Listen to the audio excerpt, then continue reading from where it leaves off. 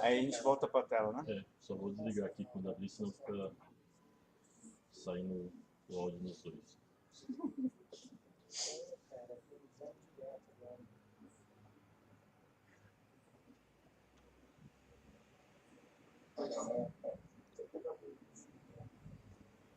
Aí a gente volta para a tela, né? É, só vou desligar aqui quando abrir, senão fica... Já foi. Sim, mas coloca na tela aqui primeiro. Can we just try the share screen thing? We are already live. Yeah. So Já está online no YouTube. but yes, it's working. I just want to see if do you see this? Can you see this? Yes. Okay.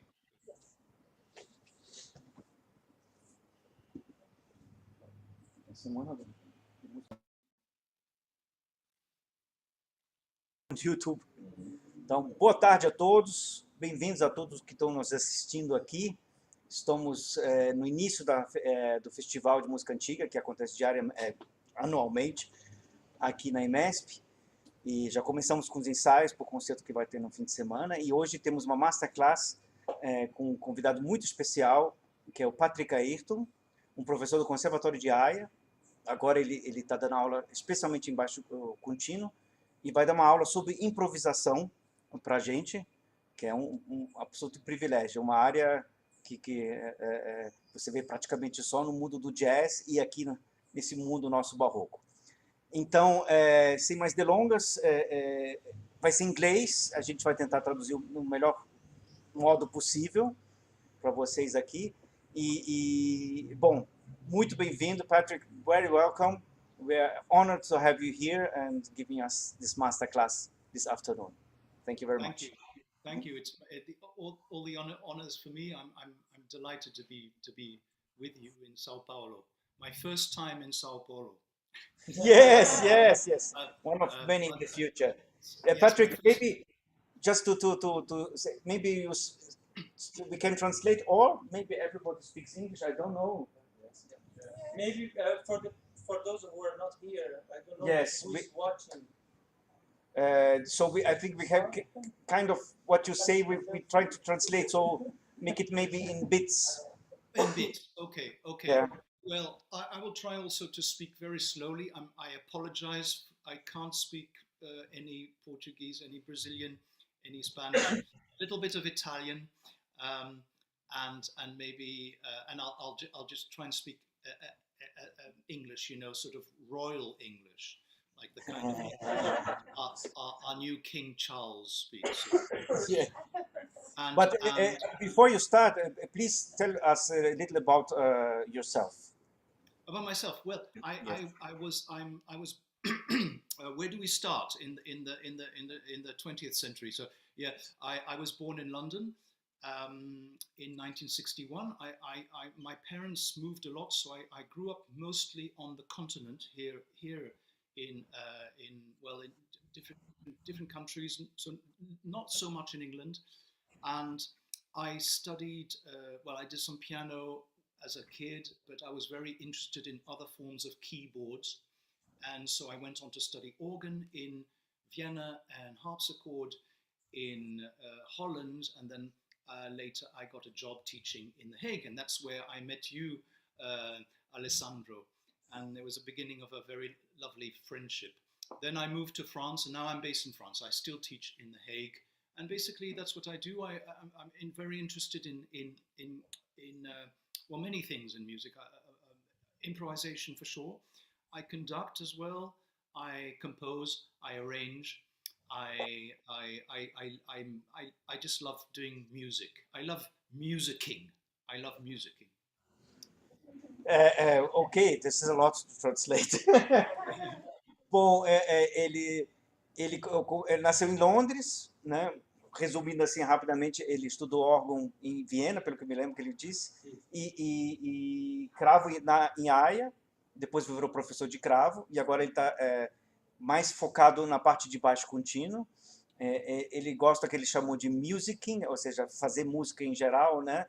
Ele tem atividades como regente, como continuista, como cravista, como em várias áreas da música, né? E isso são suas atividades agora no momento. Okay.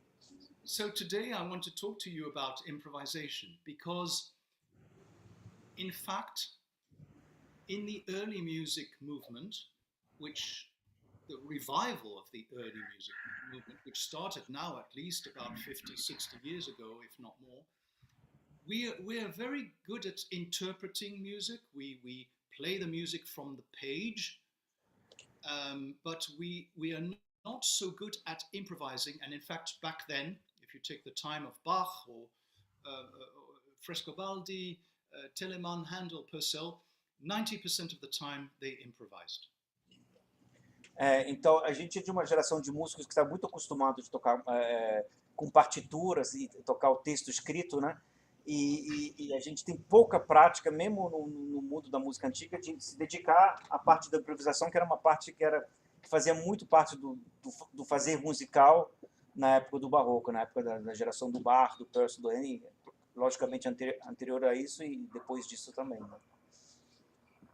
So many young people, like I see in this room, and it's lovely to meet you and to see you there. Lots of young people, young students, young scholars come up to me and they say, "But I can't improvise. I could never learn how to improvise in the style of Frescobaldi or Bach or Telemann or Handel or Purcell." Então, muita gente chega para ele e fica com essa dúvida, nossa, como eu vou fazer para poder improvisar no estilo de Bach, no estilo do Frescobaldi, no estilo dos compositores dessa época? O que eu faço para poder me inteirar, né, nesse assunto, né? And so their question is, how do I learn this? And my answer is you should speak to the jazz students, because the jazz students, they don't question themselves whether it's difficult or not difficult or impossible or very, very easy to improvise. They just do it. They learn how to do it because jazz would not exist if there weren't improvisation.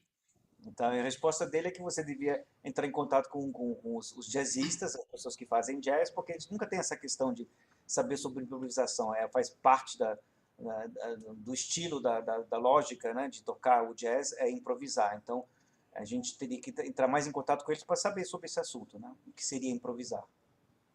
So I'd like to start with a quote, and this is a quote, I think you can see it on the screen, by Jakob Adlung. He lived in the time of Bach. He was also living not far from Bach, and he was associated with Bach. And he wrote in a book on music, he wrote something on Fantasieren, which in German means to improvise, in 1725. And this is what he writes, and maybe I will read it, and then you can translate it, or maybe someone who else could. Google it. Yeah, you can Google translate it, but I will read it once. Sure. One should make use of the work of others for one's own ends. Examine pieces by others and play them through conscientiously. What is unremarkable is to be discarded.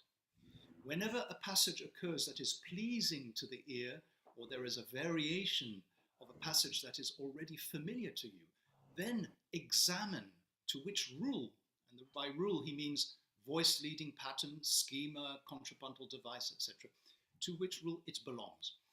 Once you have found the rule, then write it down straight away. After the best and most useful from a given author has been excerpted, then lay the work aside and take another piece and do the same, just like the bees who suck the best nectar from this flower. Then from that one, make an agreeable mixture. This is an extremely important text, and I'd like you, Alessandro, maybe to translate it or to give just help of my colleague. Yes. Ele fez uma citação do livro do Jakob Adlung, né, que é uma Instruções para improvisar, né, fantasia em alemão, dos significados é improvisar, não só, né, de 1725, e ele faz mais ou menos assim, você devia pegar as obras dos outros como se fosse sua própria, né, examinar elas e tocar elas conscientemente, né? O que não se, o que é unremarkable, o que não tem muito importância, o que não é muito bom, deve ser descartado, né? Quando você encontrar qualquer passagem que te agrada aos seus ouvidos, né? Ou tem uma variação, uma improvisação de alguma passagem que já é familiar para você, tenta examinar ela com vários modos, seja o contraponto, seja o voice leading, né? A forma que ela foi escrita, né? Para tentar identificar ela. No momento que você encontra a regra de como ela foi escrita, escreva ela, né? E depois, after the best and most useful form given e depois que você fez esse trabalho, começa a fazer isso com outra peça e assim repetidamente, né? Porque assim, igual as abelhas que pegam o néctar das melhores flores, then from that one making a brig, elas fazem disso a melhor mistura, ou seja, o melhor mel, né? Nossa, que difícil. That's great. Well done. That's great already. So here comes another quote, which is very important by Friedrich Erhard Nietzsche. And Alessandro, I'm sure you know Nietzsche, yes. and maybe some other people in the room. So he wrote in his book, which is in 3 parts, Musikalische Handlung, he wrote this: the eager learner can imitate these and similar Manieren, so patterns, taken from compositions of good masters. Or, after hearing such skillful passages and patterns, he can commit them forthwith to paper and see what they consist in. Let me assure him that he will suffer no harm from this practice, but will discover that in time he himself or she will think of many invenciones, so inventions in the sense of, not inventions in the sense of but in the sense of ideas. Okay. Yes. Yeah. So maybe actually, this is already a very poetical translation, because I remember reading this in German, and his language is fantastic. Yes, it's incredible, comical, and the words that he uses, he's quite absolutely strong. And yes, very. The way that he writes is rough writing, né? Yes. Friedrich Erhard Nietzsche é uma pessoa muito importante, praticamente os tratados mais importantes que tem da época do Bach, né? Inclusive, a definição de baixo contínuo do Bach foi tirada do Friedrich Erhard Nietzsche, né? Alguns exemplos de como tocar recitativo seco vem do Nietzsche, tem muita descrição sobre o é fantástico esse tratado. O que ele fala sobre os cantores no recitativo é divertidíssimo. Mas agora, traduzir isso aqui, a pessoa que... Sim, por favor. O aprendiz ávido pode imitar essas maneiras e outras similares tiradas de composições de bons mestres, ou depois de ouvir tais passagens habilidosas e padrões, ele pode pôr em papel e ver do que elas consistem. E deixe-me garantir a ele, né, o aprendiz, que ele não vai sofrer dano nenhum dessa prática, mas vai descobrir que, em tempo, ele mesmo vai pensar essas e outras invenções. Thank you very much. I don't know who that was. Yeah, it's one of my students. Sounded great. That sounded great.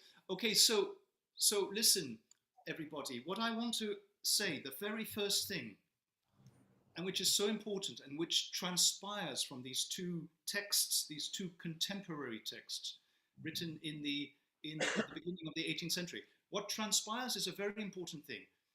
Improvisation is composition. There is absolutely no difference in it. When you improvise, you are composing. The only difference is a temporal difference. That means when you're composing, you can take the whole day to compose your aria. And when you're improvising, well, you're composing here and now. That's the only difference. Oh, I have to translate that.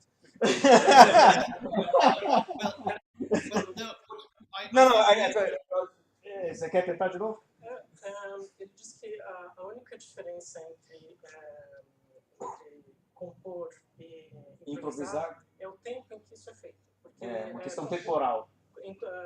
Compondo você pode tirar a tarde inteira para compor sua área, mas se for no... I don't agree very much with that. Yeah. So, in fact, when you're improvising, you have to know the rules of composition. Okay, so this is something which I learned quite late. I didn't realize. I thought improvising was just letting ideas, come out of your fingers. But how can they come out of your fingers if you haven't learned composition? Ou seja, você tem que aprender a compor para poder improvisar. Sem esse aprendizado não tem uma consequência disso, né?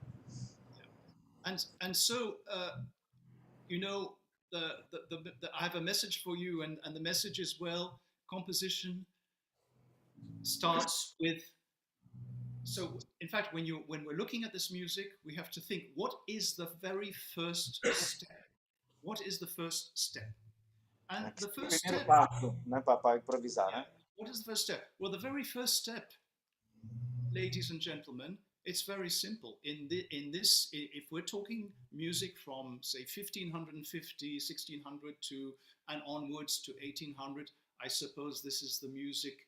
This is the time which concerns you. I don't know how many people are, what your instruments are, but I suppose that most of you play the music between 1600. Violin, harpsichord, yes.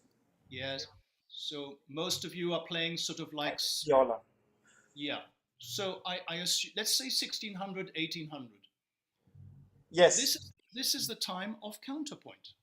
And it starts with counterpoint. It starts with very simple contrapuntal exercises, because all these books on composition start with counterpoint. Todos os tratados começam com contraponto, principalmente se você está falando do século XVI, né? So maybe you think, oh my God, counterpoint. It maybe reminds you of your theoretical lessons. But in those days, counterpoint was another approach. It was a very practical thing. And I'd like to introduce, first of all, a school which you can download from EMESP by a composer who was born actually in Perugia. He was called Girolamo Di Ruta. And he wrote this extraordinary book. Can you see the title page? I think you can maximize your screen, maybe. I'm sorry? Can you maximize your screen, or it's already maximized? I can do this. Is that better? Yes, a little. Yes. A little, better. Yeah. I can't do it really much. But it's wonderful. Yeah.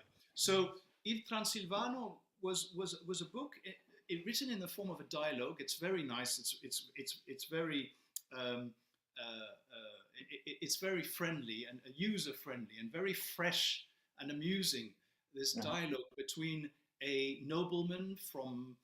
He was probably he was called Transilvano, so he was probably from Romania, and he went to Venice. He goes to Venice to learn counterpoint with a maestro, and the title, as you see, is Dialogo nel quale si tratta il far la fantasia sopra l'istrumento da tasti con una breve e facile regola del contrappunto comune e osservato. I will explain the difference between comune and osservato. But basically, it's about counterpoint. How voices behave together. Então, ele está falando do livro de Girolamo Di Ruta, o Transilvano, né, um diálogo, que é feito em forma de diálogo, né? E ele vai falar agora uma diferença entre o contraponto, o osservato e o contraponto. What was the second counterpoint? So, osservato and comune. Osservato e comune. Então, que começa com regras simples de contraponto. So the difference between osservato is the strict, sort of hardcore counterpoint, and comune is where you can break some rules. Like if I'm doing this, I have four voices. Does that sound good to you? Does anyone object to this? It sounds okay. Okay, there were parallel fifths in the middle voices. Yes. So you see, sometimes this is contrapunto comune. It doesn't disturb the ear, but there are some errors. Okay? Então, o contraponto comum era quando tem alguns errozinhos que podem passar despercebidos porque são entre as vozes internas, e o contraponto observado é o mais estrito, assim, como eles chamam de hardcore, né? Quando você tem que respeitar regras severíssimas de contraponto, né? Okay. So I'm going to move on to a document which I wrote. You can all download it from my website. If you go to my website, you have it. You have it. And I'm going to just go on to the very first. Can you see first species note against note? Yes. I hope you can see that. So it's what is important to know. What is important to know. It's the three different motions when two voices are behaving together. So you can have oblique, where one voice stays and another moves, like this. You can have a contrary motion. And you can have direct motion, where voices go in parallel. And you know the good news? There's no other than that. Só tem 3 jeitos de mover duas vozes, né? Oblíquo, paralelo, né? Ou em movimento contrário, né? São as regras mais básicas de contraponto, né? Exactly. Mas tem outras além dessas, né? Então. And so some rules are established here. Very soon, Di Ruta, and please download the book. And I suppose you can read Italian. It's probably not difficult. Otherwise, Livia can help you. You will have. It will be a great pleasure. It's the second part of his book. The first part is about how to play the organ and sort of technical stuff, and the second part is about improvisation. And this was an eye-opener for me. When I started reading, I was completely blown away. Ele ficou, isso é a segunda parte do livro, que fala sobre contraponto. A primeira parte fala mais coisas de órgão, de técnica, de teatros antigos e outros tipos de coisa. Eu acho que até como fazer redução de orquestra e outros assuntos, né? Mas esse que ele ficou totalmente fascinado por esse segundo volume, do jeito que o Di Ruta explica. So it's a bit like the laws of physics or doing chemistry. There's some rules, you know. It's actually like mathematics. So, for instance, when you're going, you know that there are some perfect and imperfect consonances. So the perfect consonances are the fifth, and or the unison. When two, but the imperfect consonances are the third and the sixth. And then we have dissonances. The seven. We'll get to the dissonance later. They have to be prepared. Or 9.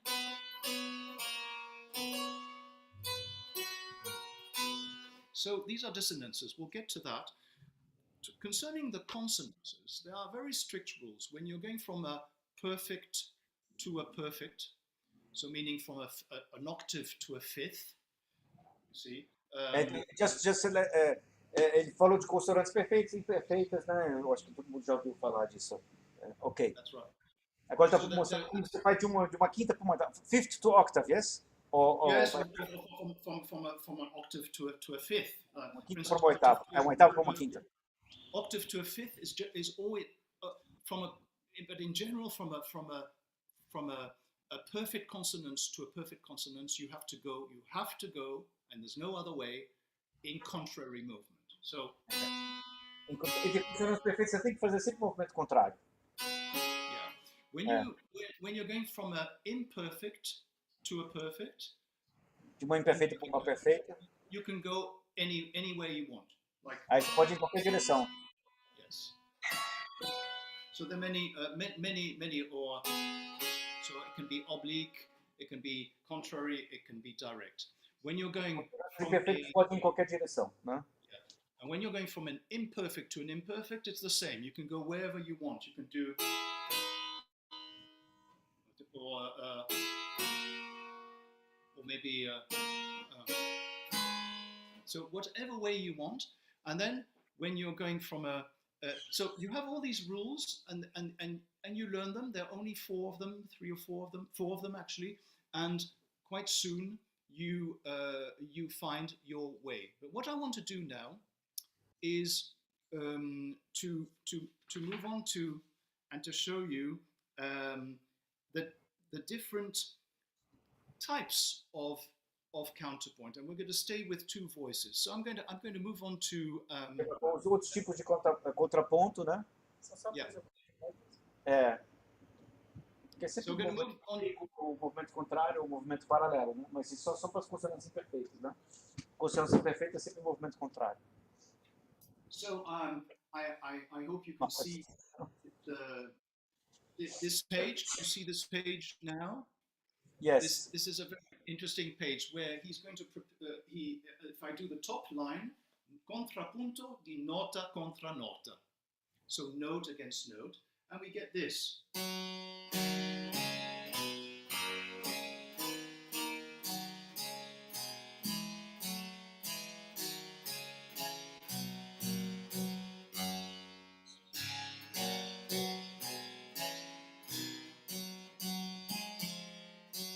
Sorry.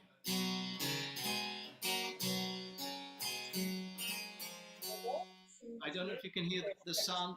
The sound is a bit... It's very good, the sound. Okay, good. Now, the second line, where we have two notes against one note. Primeiro exemplo de uma nota contra nota, né? Agora duas notas contra uma nota, né? So we get...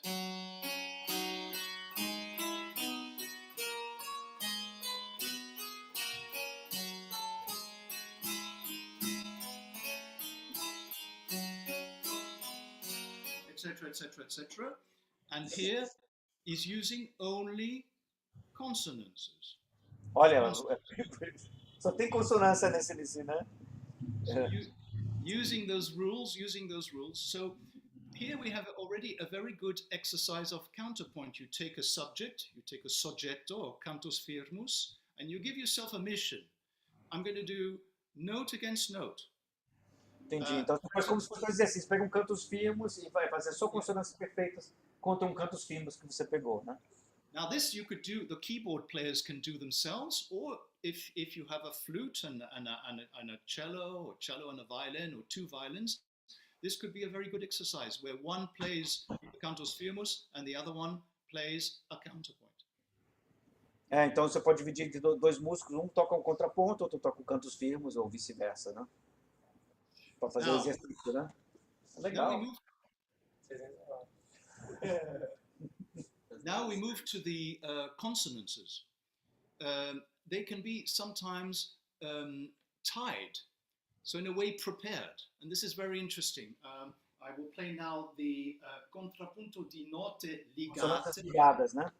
Yeah, di ligate con le consonanze, so we get this.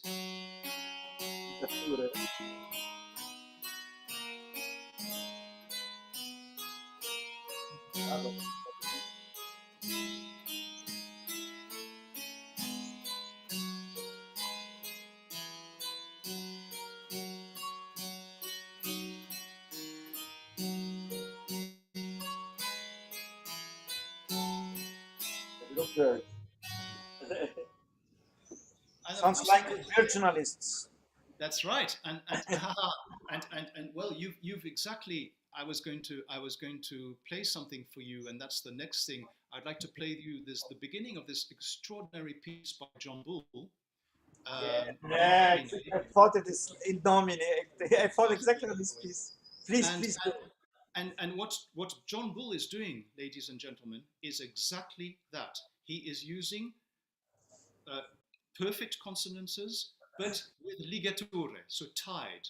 So I'll just play the beginning of this, or maybe more than the beginning. Well, I just have one. I just have one page here, so I'm sorry. I better.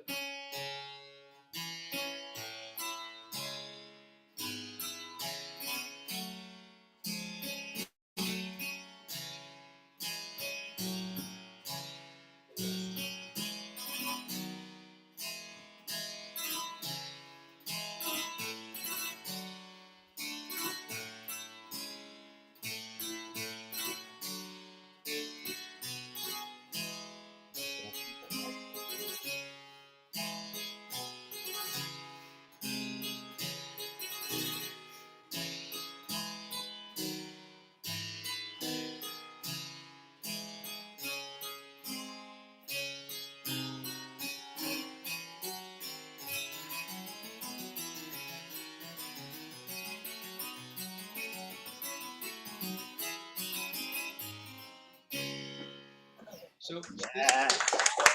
Bravo! yeah, this is an absolutely extraordinary piece. I mean, when you think, it sounds almost like Steve Reich. It's almost it's mental, and basically it's written in the late 16th century, and he's using one of the most important rules of counterpoint. So you see, it all starts with counterpoint, and so yeah. So I'm amused, very amused, Alessandro. You ahead of me, and now I just want to go back to the species now. Something very important. If I go back to this, the contrappunto ligato di dissonanze. Just a minute. Sorry. We forgot to translate that part. Ele estava dizendo que o John Bull, que era um regionalista, tinha feito exatamente isso nessa peça que ele tocou, e agora ele vai passar para outra espécie de contraponto. Sim, obrigado. Quando você esquece que I sometimes forget that we have to translate. Oh, okay. So I'll be careful to do it in little bits now. So yeah. Now I would want to go back to the ligature, but now instead of here, like with the contrappunto di note ligate con le consonanze, we're going to go to the contrappunto ligato di dissonanze. Durezze. And this is now I'm introducing something very important, ladies and gentlemen, which you must really remember. Remember P-A-R. Oh. P-A-R. P-A-R. P-A-R. And that is preparation, action, resolution. So all dissonances must be prepared, played, and resolved, generally downward. Ou seja, todas as dissonâncias têm que ser preparadas, né, resolvidas e, quer dizer, tocadas e resolvidas. That's right.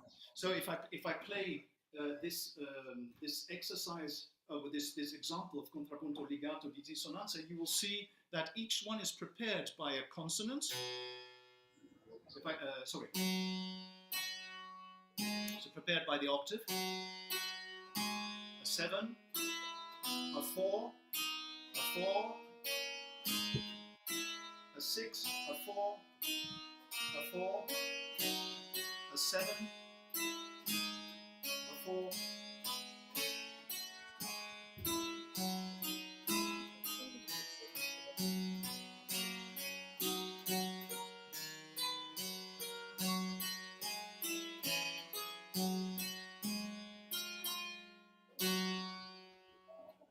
So whenever you will, this is the way composers were thinking even up to Brahms.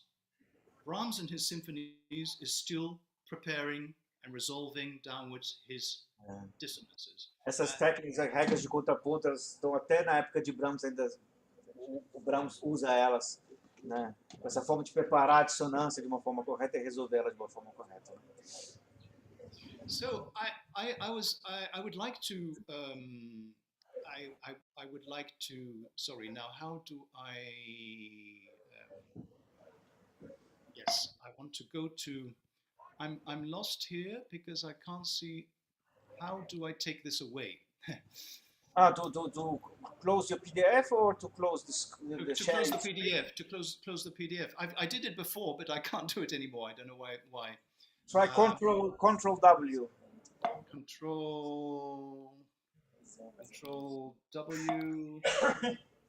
No? Yeah, something is... É porque em Mac como é? Control W, não? No? Can you pull... I can stop the share. Yeah, maybe.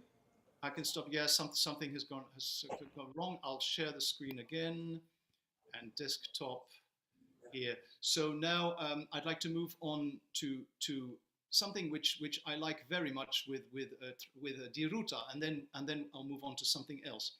Here is quite an extraordinary page. Can you see this page? Yes. And I'm trying to make it a bit smaller. Is that okay, like that? Yes, our screen has just a little problem that it's kind of out of focus a little, so it's... It's a little hard to read, but I think we can see the music. This is fun. This is really fun, and this is an exercise you can do. The cantus firmus is down here. Down here. So he's starting down here.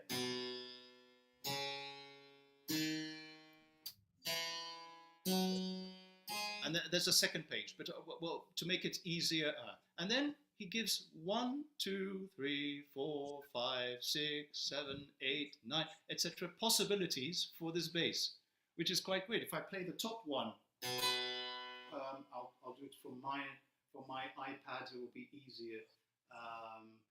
Here, yeah. So he does. Yeah.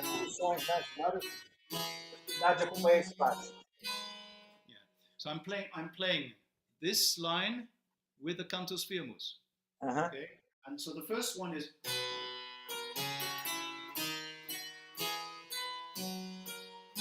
Or maybe the second one.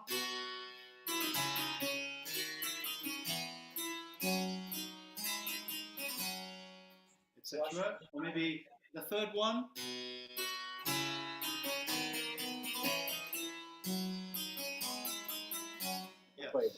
Etc. Etc. Etc. And so he's giving lots of examples of what you can do on a hexachord.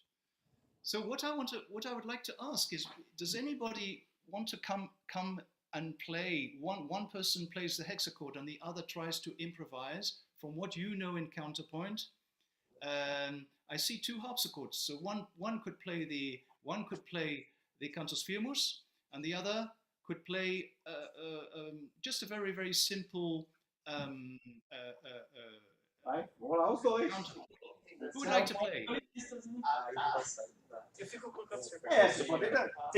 They could also do it on the violin, yes? Very good. Your violin or flute or saxophone or hurdy-gurdy or whatever you play, you're playing. Is there a flute player who would like to play? Is there a cello? Ah, fantastic. So you can. It's very easy. You can remember that the cantus firmus is going to be from this C, an octave lower than the middle voice, than the middle C. That's right. So, great. So you will play. What is your name? Sorry. Edgar. Say again. Edgar. Edgar. Oh, sorry, Edgar. Edgar. So Edgar, you are Mr. Cantus firmus, and sitting next to you is Gonçalo. Say again. Gonçalo and Edgar. Fantastic. So Gonçalo, you've learned a little bit about counterpoint. You know, I suppose you already have. A little bit. You studied that, yeah. So I would suggest maybe note against note to start. Note against note. Would you like to try that? Off you go. Uma nota contra nota, né? So Gonçalo, you're going to have to be above Edgar. Okay.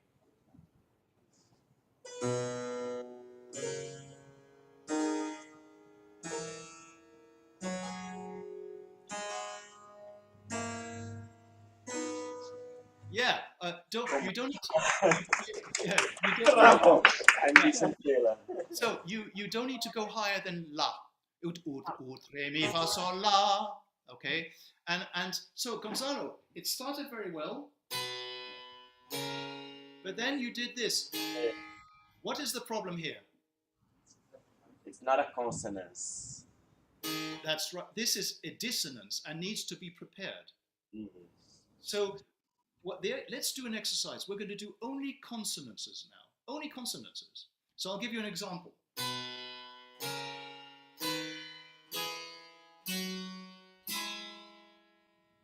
And a little secret. Use contrary motion. That's going to really help you. That's really going to help you. Okay, let's have another go, and then we'll switch. Edgar will play the counterpoint, and Gonzalez? Was that? No, sorry. Gonçalo. Gonçalo plays the cantus firmus. So let's do once more.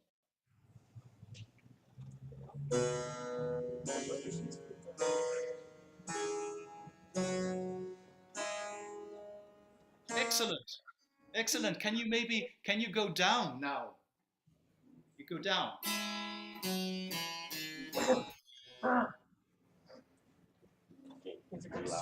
You mean with the cantus firmus, after going up, you go down with the cantus firmus or not? So you do play that again all the way up to ut, re, mi, fa, sol, la, and then do la, sol, fa, mi, re, ut.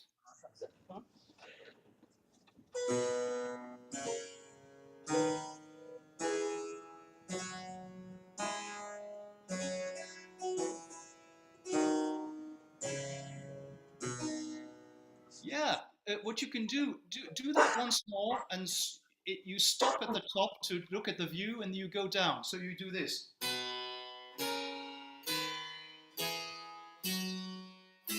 Stop, and then.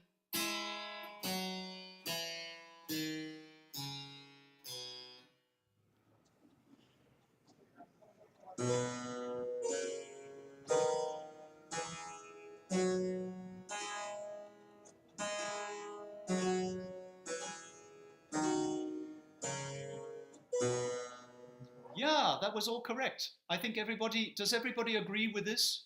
Yes. Yes, okay, everybody agrees. Yeah, you did very well. You did very well. Now let's switch. Gonzalo plays the. you don't need to switch instruments. No, it's very important. I thought this one was just for the cantus firmus. Yes. Okay. Yes, that's right. It was built. It's a cantus. It's a cantus firmus harpsichord. Yeah. So you switch cantus firmus and yeah. Off you go.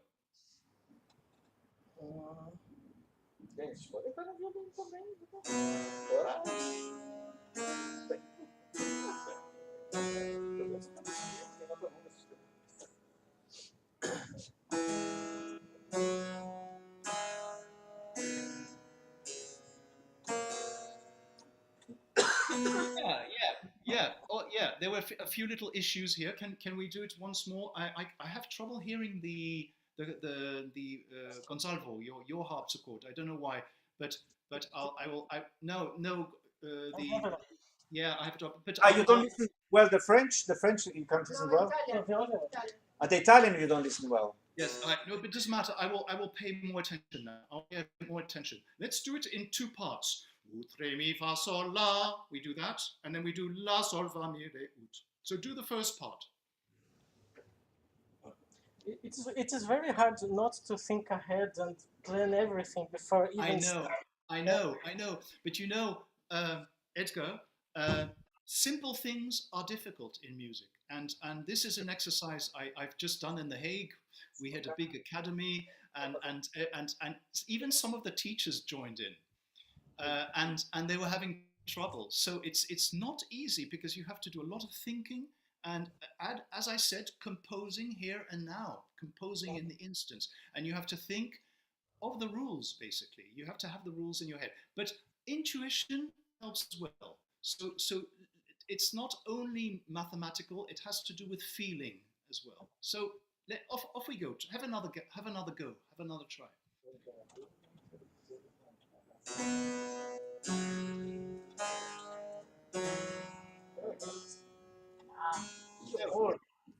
Edgar, you did this. You did. That won't work because it's a fourth. But so what I would do is maybe just think of thirds and sixes. You can even do this.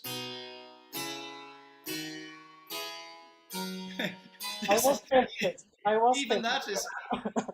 Yeah, that's acceptable. That's acceptable. It's not very interesting, but it's correct.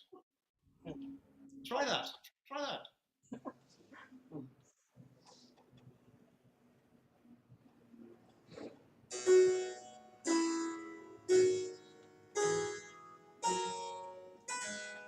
Yeah, that was excellent.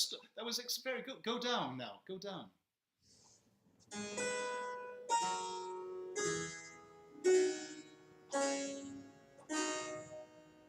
Yeah, not quite right at the end because you did.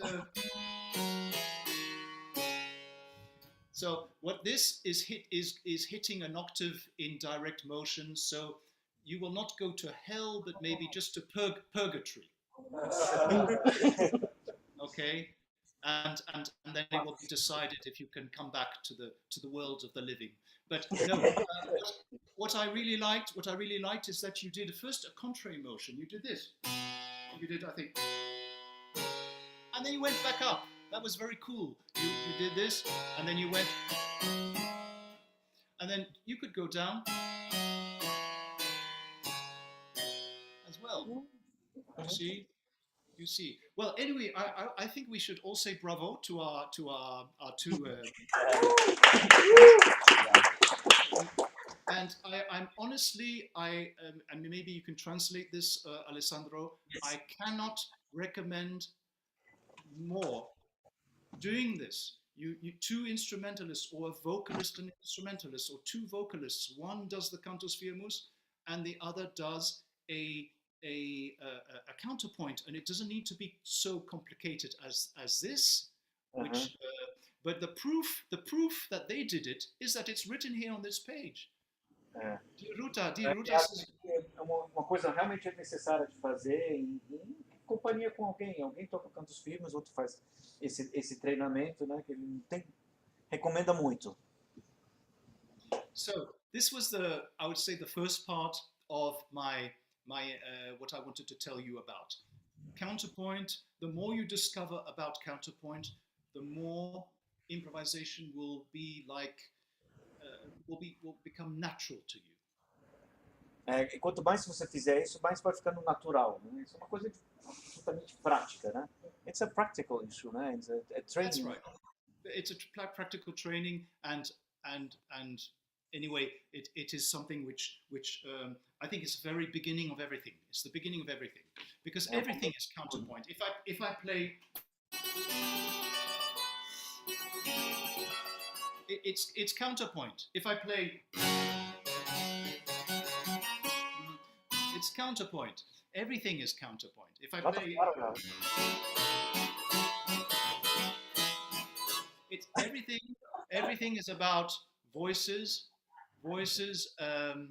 behaving with each other according to rules. And of course, at the end of the 19th century, well, the rules started disappearing, and new rules were invented. No final do século XIX, essas regras começam a se dissolver de alguma forma, né? E começam a aparecer novas regras, né? Mas são regras que fecham praticamente. Ele deu exemplos de música clássica, música pop, né? Quer dizer, então tá em tudo, né? Essas regras. So now we're going to move on to my next chapter, and it is about. And Patrick, I will be leaving now for a moment. Yes. And okay. Somebody will be on my place, and I will be back soon. Yes. Okay? Have fun with Haydn 22. Okay. Yes. Bye bye. Just play tasto solo. Alguém sabe cantar solo? Lot of parallels. Yes. Okay, so Olivia, you're in charge. I will try to translate. That's wonderful. Thank you.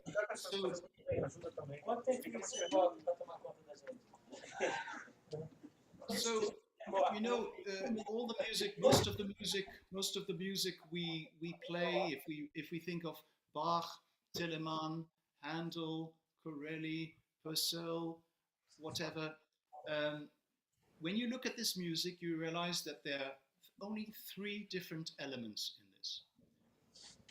The first is, well, different harmonies in succession, sometimes a little bit random. If I talk about degrees of the tonality, maybe come from the first to the third, to the fourth, to the second, to the seventh, etc. Maybe you want to say that, Livia? Então, qualquer tipo de música tem três diferentes degraus, né? And the first one is like, you know, when if I'm talking about the bass, the fundamental of the harmony would go up. Partindo do baixo. Like, if I do like.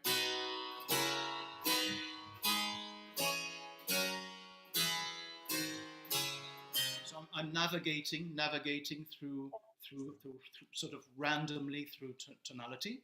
Então, navegando a partir do baixo, aleatoriamente. Pelos graus da... Isso. Você quer traduzir? Acho que tá... Você está tendo que fazer um percurso de 2 mãos. Não, É só você. It's strange because when I see you, it comes the English and not the Portuguese in my... Okay. And it has to... Quer vir aqui? Ou vem aqui, eu fico aqui. Tá dando So uma that's the travada. first. That's the. Hi, So, hello. So Edgar again, fantastic. So that's the first thing. The second thing is cadences. Very important, because at one point, if I'm going to go up a tonality, if I'm going to go, then I'm going to do a cadence. So cadences are like, I call them crossroads. It's when you come to a crossroad and you decide whether you're going to go there or there or there. Então, a primeira parte é você navegar aleatoriamente entre os graus do tom, mas a segunda são as cadências que ele entende como se fossem encruzilhadas em que você decide para onde ir. So that's number 2. And number 3 is when the bass has a pattern or a kind of, and that you recognize a sequence. For instance, if the bass is going to go, or if the bass is going to do, for instance, if I do,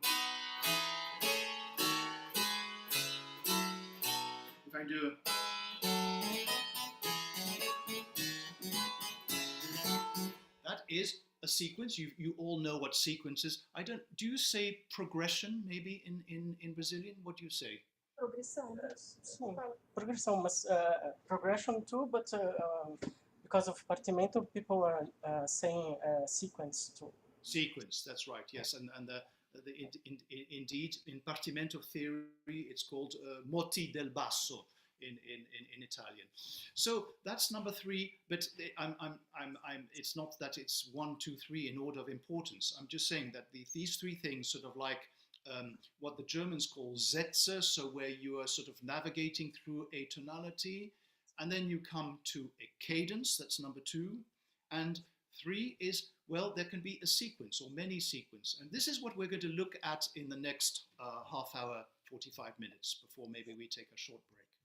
So, a terceira parte, just a second. So, a terceira parte é quando o baixo começa a fazer uma progressão, uma sequência. Então, essa é a terceira parte que ele demonstrou. So, cadences. In fact, there are 3 important ones to remember. And this page I have taken out of, in fact, yes, Edgar, you mentioned partimento, where one of the important maestri of Naples, who's called Fedele Fenaroli, who lived, he was born in the second part of the 18th century, died in the 19th century. He wrote a very important set of rules. Então, tem 3 tipos de cadência que ele tirou. This page is from Fenaroli? Fedele Fenaroli. Fenaroli. So that page is from him. Yes, that page is from Regole, so it's from his what he calls Regole.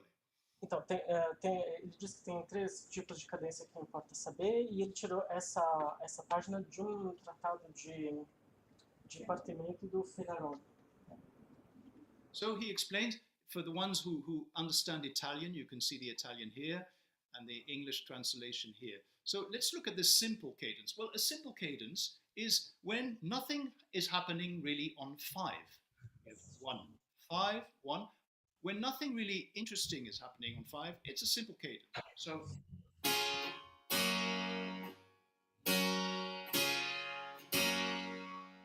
okay, I think most of you have learned that in harmony, and I'm not telling you anything new here. Now, compound, and you can remember, compound, it's 2 syllables, is when there are 2 things happening on a cadence. In a cadence on the 5. So in the second line here, we have a dissonance. It's prepared. The G here prepares the dissonance, the 4, which resolves to the 3, and it goes back to the to the one. So we have.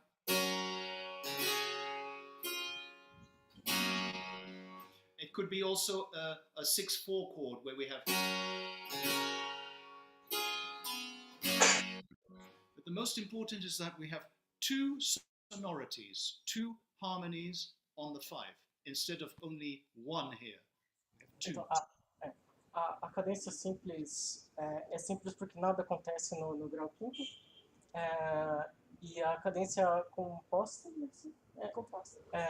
a cadência composta acontece em coisas porque tem uma preparação de dissonância e a resolução dela no grau quinto. Yes, indeed, composta. I should have said that. Yes, cadenza composta in italiano is semplice in Italian. Then we move on to the double, and this is the most beautiful cadence in the whole of Baroque music. It was called the grand cadence because this is it's just the most beautiful because it has 4 sonorities. It's called double, la cadenza doppia, because the soprano clausula, if I'm doing this, actually in this situation, in this example, it happens in the alto here. It does this. So it's happening twice. That's the first time, that's the second time. That's in the clausula, if you analyze. So we have, if I take the soprano does this.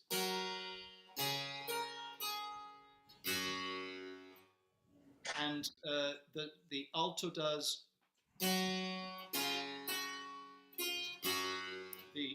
tenor just stays where it is. Beautiful example of counterpoint here, and then the bass just goes down. This is it's in four stages. A fundamental chord, a 6/4 chord, so containing a 4 and a 6, a 5/4. Here this note prepares the dissonance, the 4 here, 5/4, and it's resolved down here. So could you increase the zoom just a little bit because we can't see the numbers? Is that better? Yes. Okay. Is that better? Yeah. Thank okay. You. Yes. So here, if you see the mechanism of this, if I play it one position higher,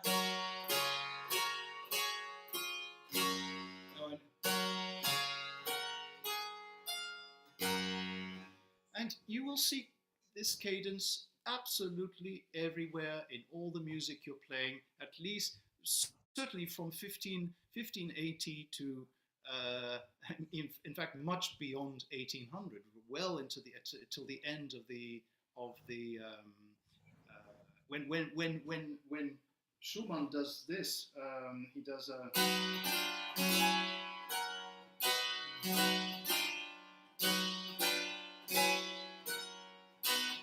he's still doing a double cadence. Então, essa é a cadência dupla, que é a mais bonita do barroco,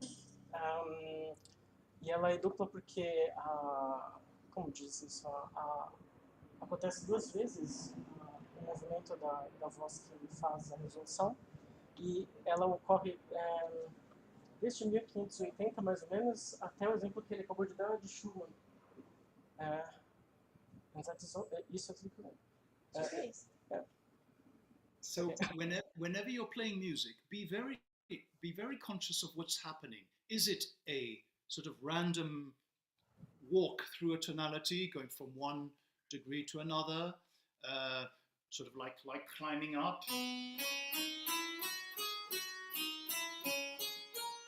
Whatever. Is it a cadence? And we will see there are some other forms of cadences. I won't go into this right now. There's also the so-called tenor cadence, where the bass comes onto a 2nd degree and then comes to rest on the 1st degree, etc., etc. So cadences and then sequences. Now I'm going to move to something which is very very, I don't know, how many harpsichordists are there in the room? 2, apparently. 2. So do you know this? Oh, yes. How many people have heard of the rule of the octave? Everyone. Everybody. Okay. Do a lot of you play it? Can you all play it on the harpsichord, on piano or organ or whatever? Podemos todos? We are optimistic. You're optimistic. That's a great idea. That's a great answer, and I'm very happy to hear that. So, if you're going to improvise, you must absolutely know the rule of the octave, because if I'm going to improvise, say something on the beginning of this top line, like.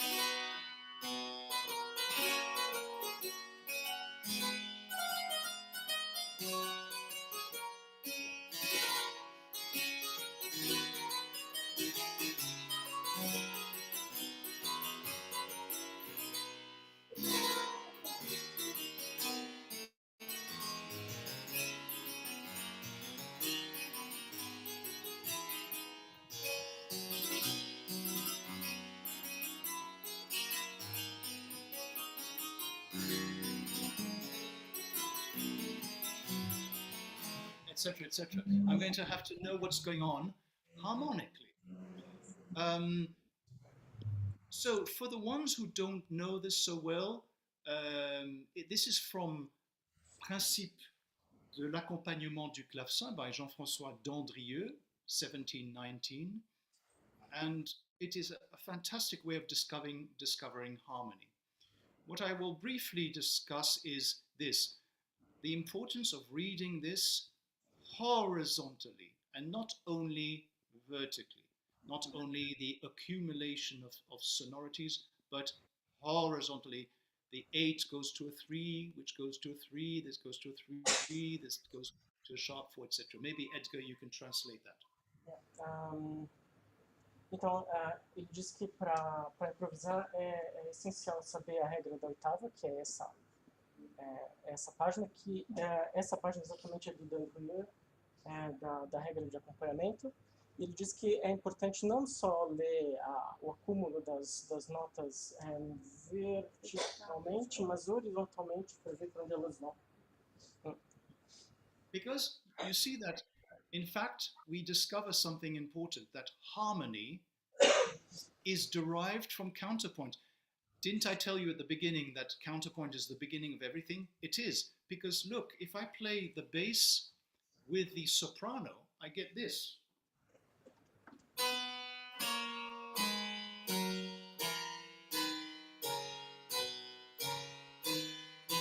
In fact, this is the exercise we did before with you, Edgar and Gonzalo. We did this. You see? And Dandrieux expands it to the whole octave, etc. If I do now the alto with the bass, I get this.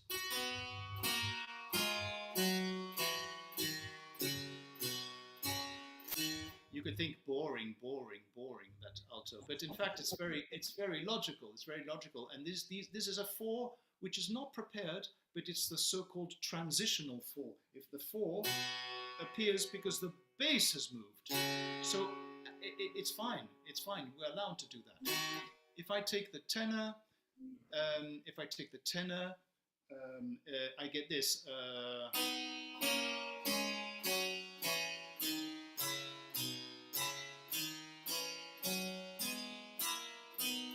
So all these things are derived from counterpoint.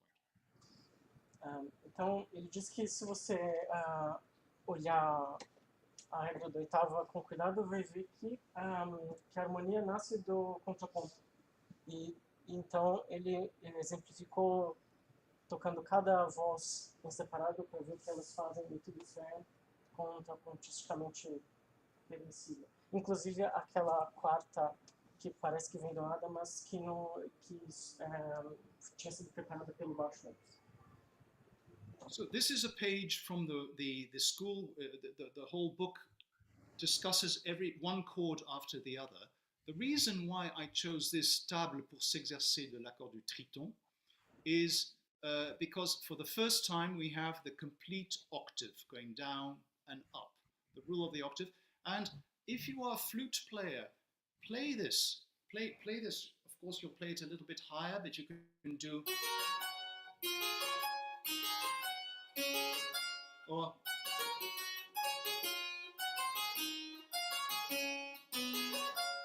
etc. Well, now I'm lower than the range of the flute, but you see what I mean. And a violin can do the same thing, and a vocalist can do the same thing. I really believe that you should all be very, very at ease, at least with the rule of the octave. Então, ele escolheu essa página porque é a primeira vez que aparece a regra da oitava inteira, apesar da página ser da parte sobre o acorde do trítono, que é o que ele faz no quadradinho lá, no quinta nota. E ele sugere mesmo para quem toca instrumento melódico tocar como ele mostrou arpejando. It is important to know what is happening on what degree going where. É muito importante saber o que está acontecendo em cada grau indo para onde. For instance, if I look at this degree, this is the fourth degree going up. Whether it's Telemann or Bach or Handel or Purcell or Corelli, etc., or Vivaldi, more often than not, 99.99999 times out of 100, they will use a 6-5-3 chord, which will be only expressed by a 6-5, by the way. You will just see a 6-5. You will have this sonority. So,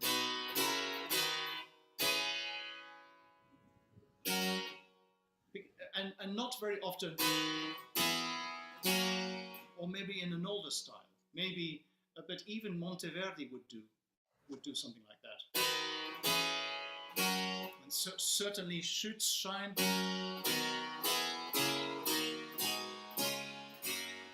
And so basically when you're learning how to compose, you develop a kind of automatic attraction towards the very best possible harmony on a given degree, depending where you're going. Good luck for me. Então, é importante saber o que está acontecendo em cada grau e, por exemplo, nesse quarto grau subindo, existe uma harmonia mais usual de Bach, Vivaldi e não lembro quem. E para você poder fazer isso, você tem que, improvisando, você tem que ter uma atração para as harmonias que funcionem melhor. So, for instance, I do a game with my students. They come in through the door in the morning and say, hello. They come in through the door and I say, hello, fourth degree going down, please. And they generally say, let me, augmented fourth, tritone. So it's here. It's here. I also call this the lazy chord. You have not moved. You have not moved. Your right hand, all the sonorities, the 3 becomes a 4 because the bass goes down. You think -1, 3 becomes 4, 8 becomes 2, 5 becomes 6. But Bach does something quite famous. It's not exactly an augmented fourth, but you know this. Etc., etc. So one harmony stays and becomes a dissonant, and the bass resolves. So I do this game. I say, what's 7th degree going up? Almost all the time you will have a diminished 5th. So the chord of the diminished 5th, I think you can all feel this. When I do, we can hear this is a 7, this is going to an 8, and this is a 4 going to a 3. Whatever I do. Whatever. You see? So this has to do again with counterpoint. The bass goes up, semitone, and the top voice goes down. semitone as well. I think so. Again, this Dandrieux is an excellent school to learn harmony. If you want to learn more about harmony after having learned a bit more about counterpoint, I recommend this school. Okay, So, just let me translate this part. Yeah. Então, quando os pobres alunos chegam na casa dele de manhã, ele pergunta o que faz o quarto grau subindo. Daí eles têm que dar um jeito de responder.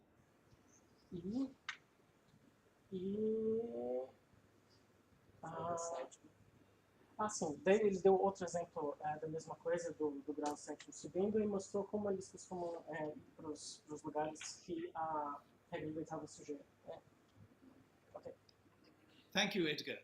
Are there any questions regarding what we've talked about up till now? So counterpoint, cadences, and the rule of the octave. Is there anything which anybody does not understand or would like me to repeat?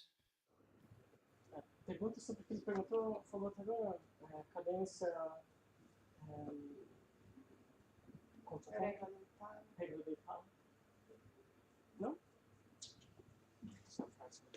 Costuma ser de bom tom fazer pergunta. A gente não gosta muito. Então, pergunta. Eu? Eu estou ocupado de So we should learn. I have a question. Yes, you have a question. If how many tonalities should I train the rule of the octave? Every? You know, Edgar, there's no secret. I think you should really. You are a harpsichordist? Oh, yes, you are a harpsichordist. I think I really recommend this. I do with my students. I say 12 tonalities in 2 modes in 3 positions. That's 72. Yes. So basically, you do your harmonic jogging every day. So you start like this. You start in octave position.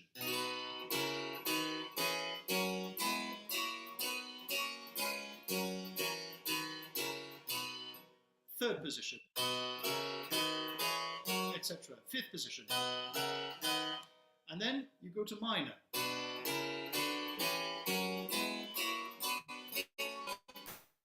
Etc. Then you.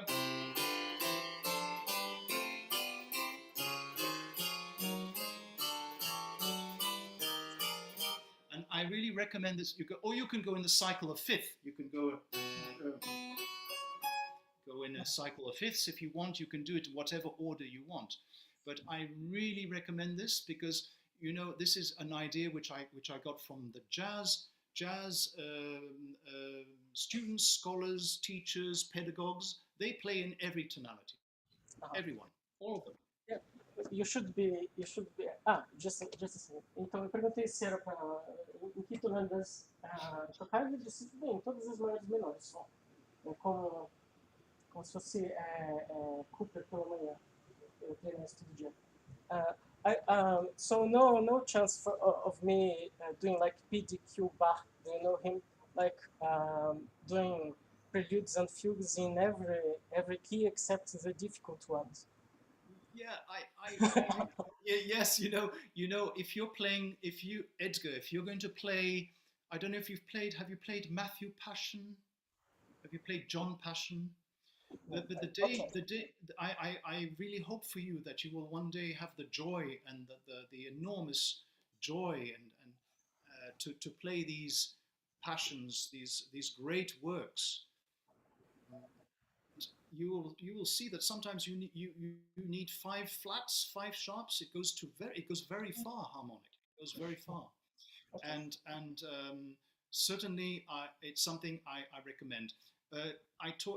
When I talk to jazz players, they say, "Oh, of course, every key."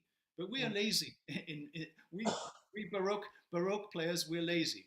We panic after 3 sharps and 3 flats. Gosh. Another one? Sure. And could we do another one? Question? I'm sorry, say again? Could we do another question? Please, please. The more questions, the better.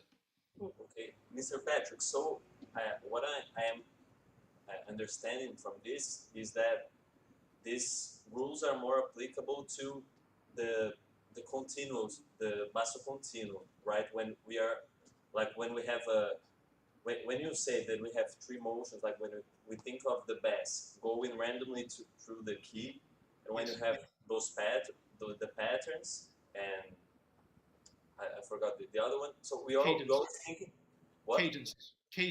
Yeah, we always thinking in the bass. But I don't know if I can ask this now. But when we have like just a theme, as in the old days when the organist should know how to improvise imitative counterpoint, and how are those, like, I don't know how we approach this. I'm interested to know, what instrument do you play?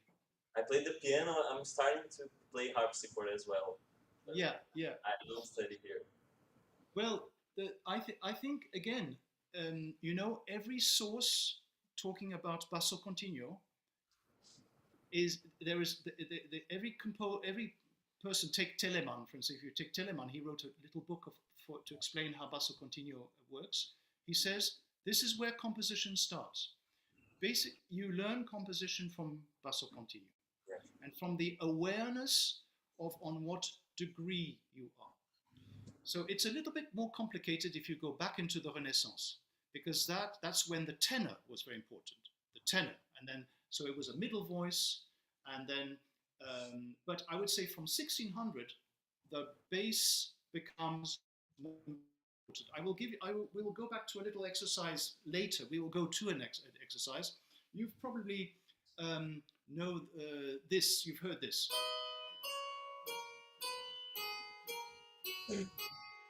So this is a third becoming a second, pushing the lower voice down to a third, etc., etc., etc. This is one of the oldest forms of counterpoint, two-voice counterpoint. But do you know that you can put many different basses under this? So it works both ways. When you have a good melody or two melodies which work well together, you find the bass. When you have a bass, you look for the melodies. And we have a fantastic document, and maybe Edgar, you can translate this. I'll try and make it very short. We have a document we learned, which was written by the son of a student of Bach. He was called Gerber. Um documento escrito por filho de aluno de Bach chamado Gerber. And this Gerber says, my father studied basso continuo with Bach. O documento diz que meu pai estudou baixo contínuo com Bach. And he started with chorales. E começou com corais. So, for instance, the chorale, this chorale, which is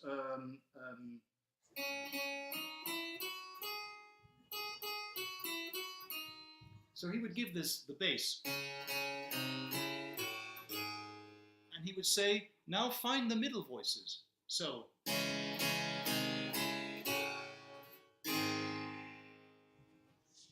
maybe you can translate. So look. He would say to the student, look for the alto and the tenor.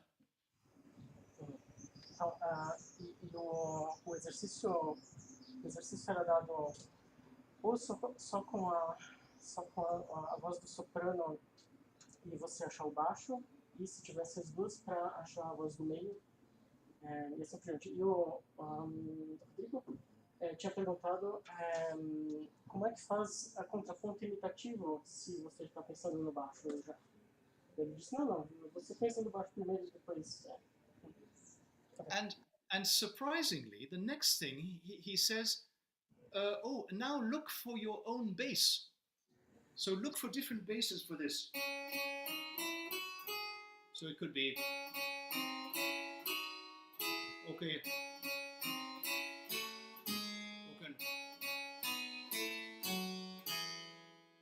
Many different basses. So you see, I'm sorry, I don't know your name. You asked me a question. What is your name? Rodrigo. Mr. Patrick. Rodrigo. So Rodrigo, it works both ways. You as a keyboard player, you're going to think, I think, more from the bass. Yes. But say if Livia is improvising on her flute, she's going to think from the melody, but her task is to think what bass could be, what is a good bass for this melody. Even if she can't play the bass, she's a flute player, she can only play the melody. So you say you're going to improvise the two of you together. It's sort of like each time it goes both ways. The dynamic goes both ways.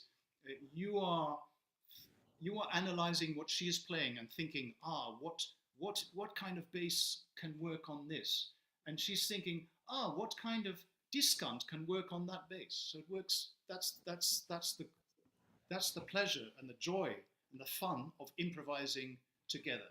And I really recommend try to do this as much as you can, all of you. Create little teams, create little sort of binomes, little duets, like we did at the harpsichord with Gonzalo and Edgar, and then changing around. Outro exercício era achar outros baixos para o resto da harmonia. E mesmo num instrumento melódico, o exercício seria achar baixo que vá com a melodia. E para quem toca instrumento de teclado, normalmente você pensa o contrário, do baixo para a melodia. So, we will still have room for questions at the end. I'd like to go on to discuss partimento. Now, so we've talked about counterpoint. We have talked about harmony, about cadences, and now I'd like to move on to the sequences, so progressions. And this is something which was very popular, became very popular in music. Because if you take, for instance, Josquin des Prés, there are not many sequences. But if you take music from the 1600s, so Monteverdi, lots of sequences. That's when progressions, sequences become important, and they are going to control a lot of music. If you take sequences out of Baroque music, maybe there's 7% left of the music. Então, por exemplo, agora ele vai falar sobre sequências e na época do Josquin des Prés, por exemplo, não se tinham muitas sequências, mas de Monteverdi para frente tinha quilos de sequências, a ponto de que se você tirasse as sequências da música barroca, só sobraria 7% de música. So there are only about 11 very important, crucial, fundamental, central progressions, and let's go through them. Let's go through them, because you are probably playing them all the time and not really realizing what they mean, or some of you understand them better than others. I think it would be great to discover a little bit more what's going on mechanically in these. So let's look at the first one, stepwise ascent. If my bass is going up, of course I could harmonize like according to the rule of the octave, so like etc. But if I'm talking more in terms of counterpoint, and in this case 3-part, a bottom voice, a top voice, and a middle voice, the general mechanism is this: one voice plays the third, one plays the fifth, it moves up to the sixth, and that way the lower ones can move up.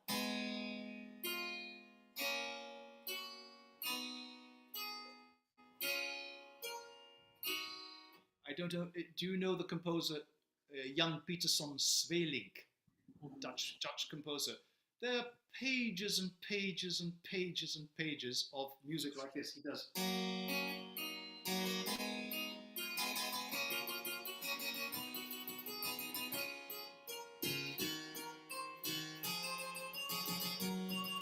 Goes on and on and on and on. And what he's doing is just this. This is very simple, basic, how to climb up. So this could be played, for instance, by a cello, a viola, or violin, and a flute, and the flute moves up, and then the two others move up, and the third. It's a bit like the game, you know, children play, putting one hand on one, and then another hand, and building up that way. Então, só tem 11, se não me engano, tipos de sequência mais importantes, e ele vai mostrar todas. E essa primeira é numa escala ascendente no baixo, que ele descreveu a harmonia, e eu não tenho chance de lembrar o que ele falou, mas... O que ele disse? E isso, se for tocar com vários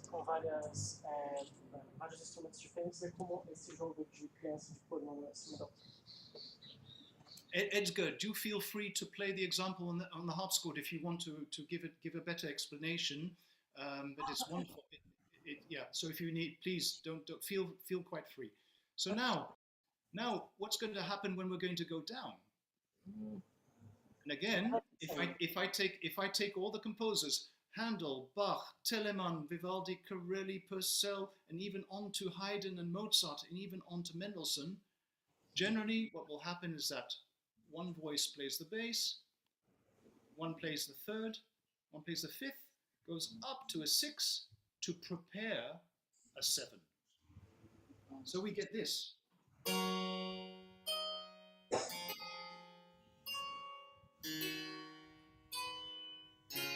So from a counterpointal point of view, the 6 is preparing a dissonance. Remember the dissonanza ligata, connected. And then the others are playing consonances, as we did as the exercise we did with Gonzalo. So we have this. And of course it can be more interesting.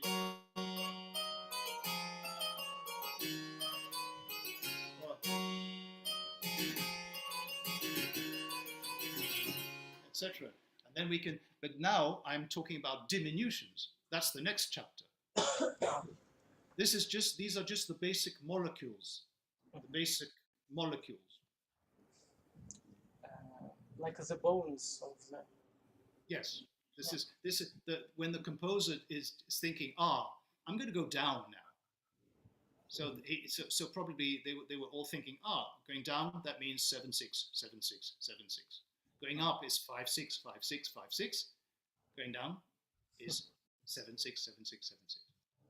Então, essa é a sequência de descida que a voz da soprano prepara a sétima para o tempo seguinte. E o que eu esqueci de dizer antes é que ele disse que, por exemplo, se vê que tem um monte de fantasias em eco e outras coisas, ele faz isso longamente, sem vergonha de ser feito.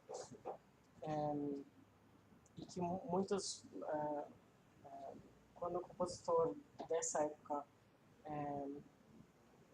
quer descer para algum lugar, ele já vai pensar nisso automaticamente. E isso tem que ser feito com diminuições, normalmente, não seguindo só esses ossos simples da sequência. So we have stepwise ascent and stepwise descent. Now, chromatic ascent, when the bass is going to be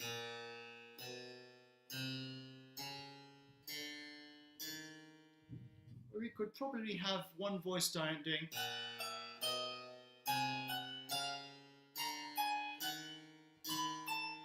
etc. One voice could do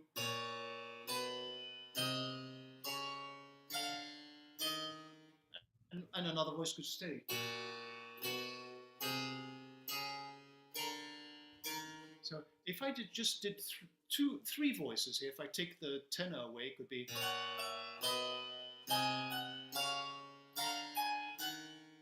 If I did just tenor and alto, works. So this example I give in 4 voices because I find it's just more complete.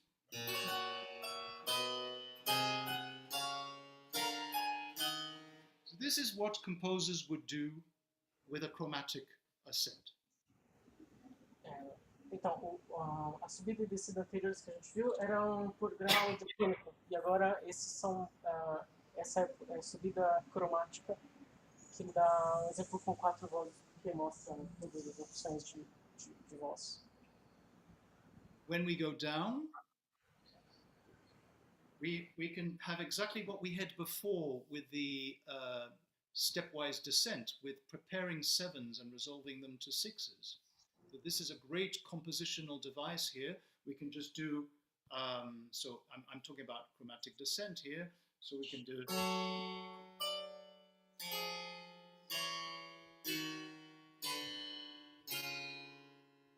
So when you're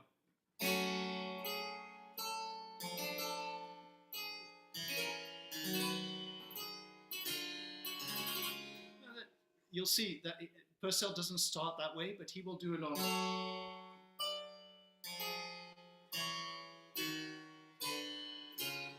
And I'm sure this makes you think of a lot of pieces you play. Então essa é a descida cromática que se parece com a diatônica. E ele deu um exemplo daquela When I Am Laid in Earth, do Purcell, e que ele tem isso na parte dramática. That is like said by default, isn't it? Yes, absolutely. This is most of it. I mean, you could imagine.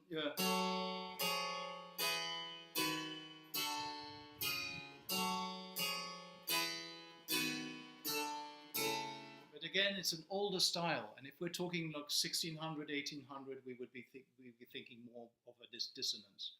And anyway, there is the beauty of alternating a dissonance with a consonance, with a dissonance and a consonant. So we're discovering our 9 or 10 moti del basso. Here's a cool one: suspensions. So what's happening? I end up on the tritone that pushes the bass down, and I do another tritone. In this case, not a tritone, a 2, which takes 6 and 4, and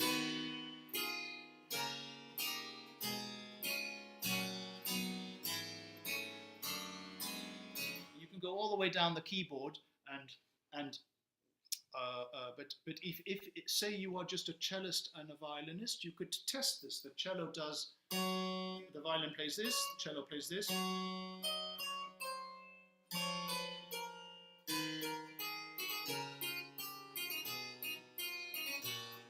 And each time with the feeling of that dissonance created by the bass tied over the bar line. Então, isso é por suspensão que tem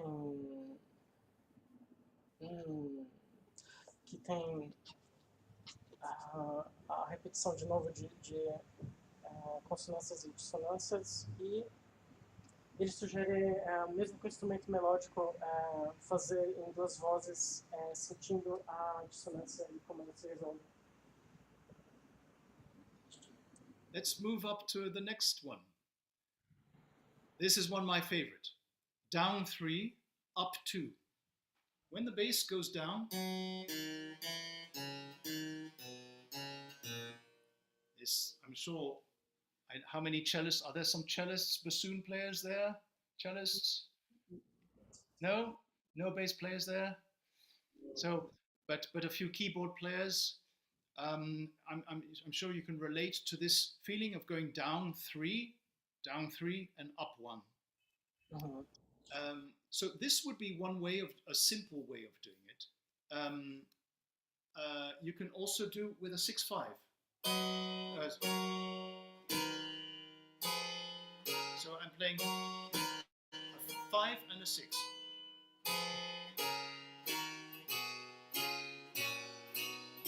And you can make it actually, you can harmonize it very differently. In fact, today, I suddenly remembered a piece, which is this one. I'll show it to you. And you all know it.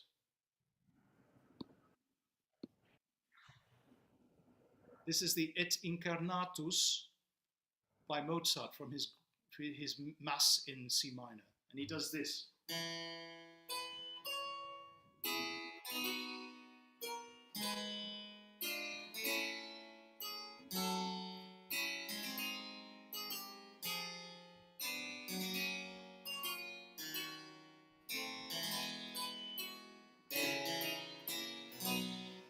It's a wonderful piece. Probably some of you have already played it. I don't know, but this is it. So Mozart is doing exactly that. He's going down by 3 and going up 1. But what is he doing here? He starts.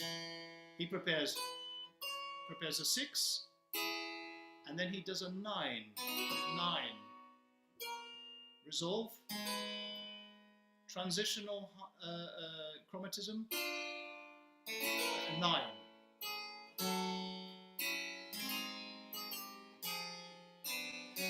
So the middle voices are just going down chromatically.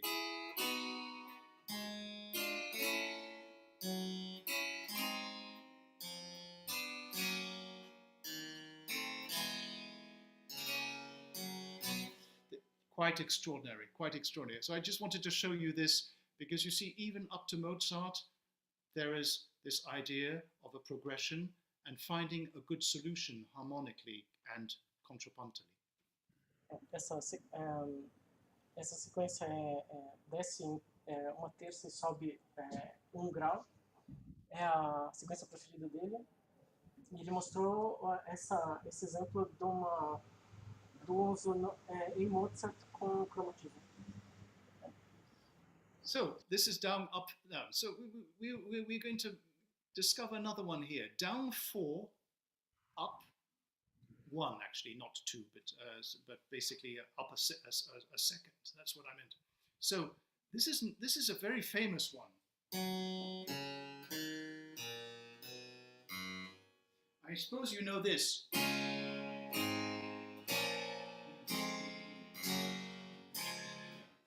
This, even if I'm playing.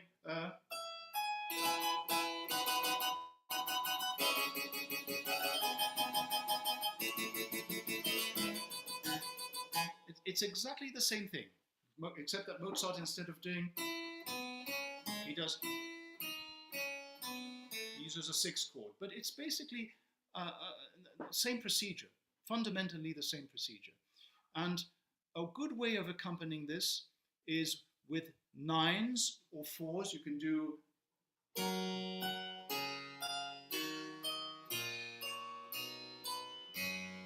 so once it's a 9. Here's it's a 4, now a 9.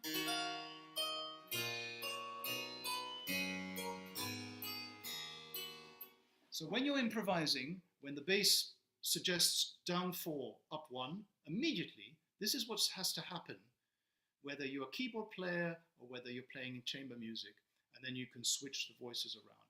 It's one of my favorite, Romanesca. That is my favorite. Essa é a romanesca, que é uma dança antiga que acabou virando sequência para mim. E ela desce uma quarta e sobe uma segunda ou 1 grau só. E isso acontece em todo canto. In Corelli even. Oh, Corelli, everywhere. There's so many examples. In fact, I'm going to play some Handel for you in just a second, and you will discover a lot of interesting things. So there's that, and then of course there's up 4, down 3, which is quite a famous one. You probably know.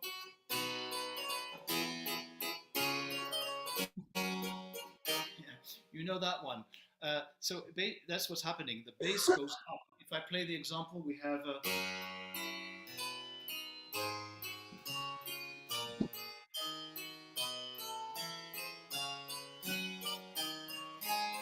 so we're going up, up, up, and the way to accompany this would be maybe indeed with 7s and a 4.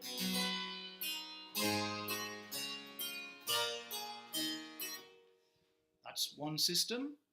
And then we have the famous 5 up, 4 down. which is this. I'm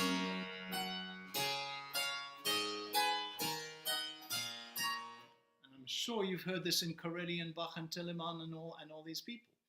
And then you have the 5 down, 4 up, which is this.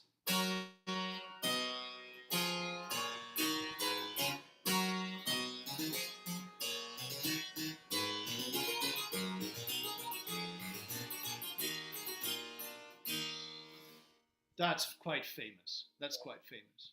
So let's look again at all this. We have stepwise ascent, which asks for 5 6 5 6 5 6. That's the basic stepwise descent, 6 7 6 7 6. Chromatic with a passing diminished fifth could be very useful. Chromatic descent again with preparation of 7s. Suspensions, 3 down, 1 up. 4 down, 1 up. 4 up, 3 down. 5 up, 4 down. 5 down, 4 up. And ladies and gentlemen, boys and girls, if you know these, and there are only 9 of them here, or 8 or 9, if you know these, you will find that the doors of Baroque improvisation will just open. If you learn how they work on the keyboard, or if you learn how to feel them if you're playing on an instrument, if you're playing this in 3 instruments, as you're playing this one, could be the violin, playing a violin, 2 violins, you know, and then exchanging just to get the feel, you will discover much more about how to improvise. Então, ele mostrou essas duas, acho que funcionam semelhantemente. Depois ele mostrou essas 8 ou 9 que a gente viu e disse, senhoras e senhores, se vocês souberem essas todas, as portas da improvisação barroca se abrem. Does everybody, did you get this kit from Alessandro? Did he send it to you? Do you all have it? Do some of you have it? Do some of you have it? Did you get? I think I don't know if Alessandro gave it to you, but you can download it. You can download it from my website, and I think it's floating around on the internet. Quite a lot of people are using it. So please, what I try to do. I mean, it's worth what it's worth, but I've tried to bring the basic principles of composition into one document. And so that it can be a real kit in order to improvise. Yeah, I think not everyone has it already, but we will share with everyone. Yeah. If you can share that would be great. And maybe I hope somebody makes a little Brazilian translation of it. You know, there's not so much text, and so I'm going to make a revision of it. Anyway, with your blessings, I could do that, perhaps. Yeah. It would be lovely, Edgar, if you could. I have to make a few little corrections, and if there were a Brazilian, one in Brazilian, I'd be very happy. So, anybody do you have questions regarding partimento? What it means, its function, and how it can help in improvisation? Any questions? Fala aí para ele que a gente já compartilhou o material. As soon as you asked, people already shared with everyone the kit. Yes. Okay. So it's fantastic. Yeah, fantastic. If you can be shared with everybody, that would be wonderful. So what I want to show you is how, for instance, if we take 5 up. We're going to look at this one. 5 up, 4 down. Patrick, just a second. There is one question. One question. Yes, tell me. Quando a gente está improvisando as 2 vozes, por exemplo, em 2 pessoas, as regras são mais limitadas, né? Se eu fizer um trabalho, por exemplo, um madrigal, né, em 4 vozes, como é que eu faço essa abordagem? Eu delimito a posição que eu começo. São 2 vozes, é mais com duas vozes é mais limitado? Quatro mais, né? É muito, né? Quantos vozes? Não, é só como eu posso organizar, como não só duas vozes. Lucas is asking that if we improvise with two voices, it is one thing, one degree of difficulty. But if we try to do a whole madrigal with four voices, how do we manage the rules and make it consonant? Yes, well, so I would say contrapuntal improvisation of a madrigal, of course, is something very difficult, and it takes, of course, learning the rules, getting the feeling of who's going to do what, who's going where, what should I do if this voice does that, and it is indeed something you can't start with. This is if you want to learn how to improvise, you have to indeed start just with two voices, see how far you get with two voices, then move on to three, because three will be, doable with three people. And then it gets more and more complicated. Most of the people I know who do contrapuntal improvisation, what is called chanter sur le livre, to sing on the book, or contrapunto alla mente, as the Italians call it.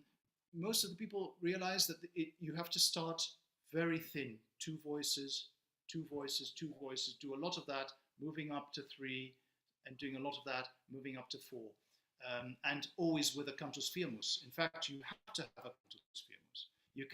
You can't just say, okay, let's improvise four voices. Let's go. A one, a two, a 1, 2, 3, 4. You can't do that. You need a cantus firmus. In these pieces, in these partimento rules, there is a kind of cantus firmus, and the cantus firmus is in the bass. These falling thirds, these falling fourths, these rising fourths, these rising fifths. And so you will discover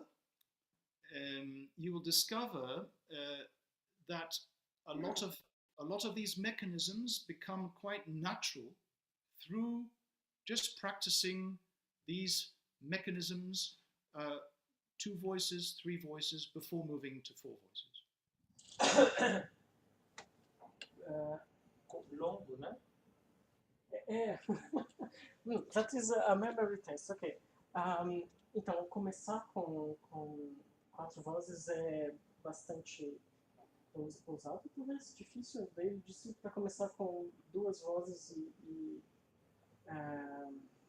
pegando o jeito até conseguir com 4.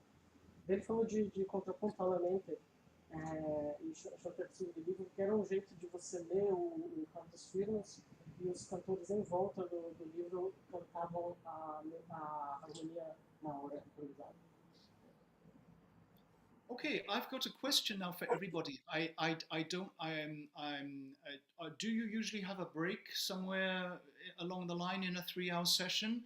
Would you like to take maybe 5 minutes just to breathe, open the window, and we go on? Or would you like to go on? Would you like me to go on? I'm happy with both solutions. We are discussing. Stop. Don't you want to take a little? No, you're giving me lots of energy. I'm really so happy to be with you. I'm full of energy. So no, but would you like to? It's fine if you want 5 minutes. We can do 5. 5 minutes break. Little. Is that okay? 5 minutes would be.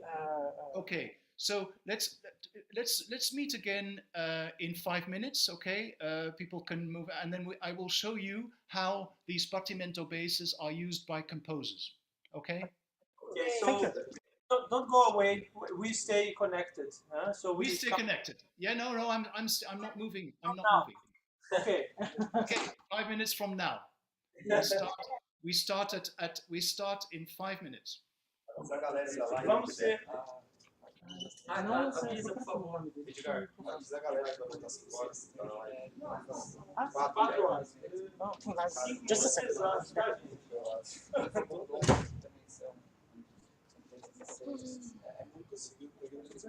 Cara, obrigada.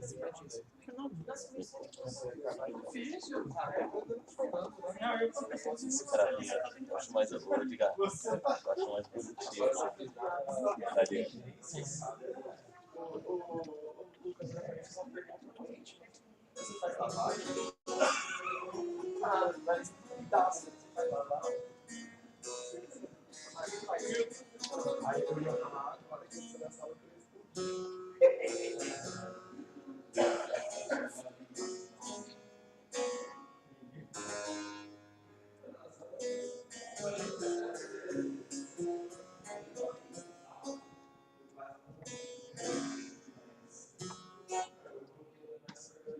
Esse é muito mais da hora, esse cravinho, eu acho isso. Se você comprou um? Eu tenho. Comprei do Sérgio. Quantos? Normalmente eu não tenho ideia, porque eu paguei bem mais barato. Custou Paguei uns 7. 10, 15 mil É, reais. paguei 7. Mas é que eu moro em metade da semana em São Paulo e o resto em Londrina, no Paraná. Então, porque meus pais moram lá, né? Uhum. Aí eu fico aqui por conta, mas aí eu tive que levar pra lá, pra casa deles, porque não cabia na minha. Então eu tive que levar, foi meio Mas o triste. seu é assim ou? O meu é um Flamengo. Ele parece. Isso é italiano, né? É, ele falava que esse deve ser. O que vocês estão estudando lá? Ah, eu tô estudando por exame. Você vai fazer? Já tem ideia do que vai fazer? Eu vou fazer a tocata. Eu vou fazer uma Qual? tocata. Qual? Aí faço feminino menor, é a quarta, eu acho. Eu tô fazendo em E menor, não é aquela? Qual a tocata em menor?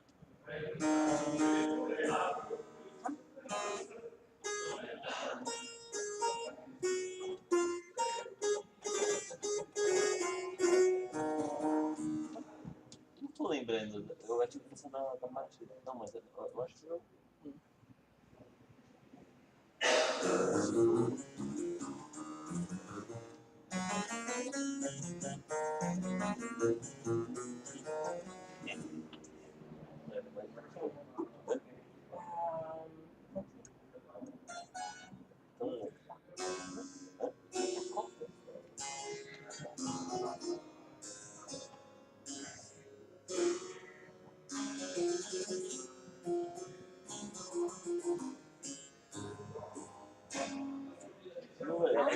Isso É a oitava chama... curta. Vocês falam.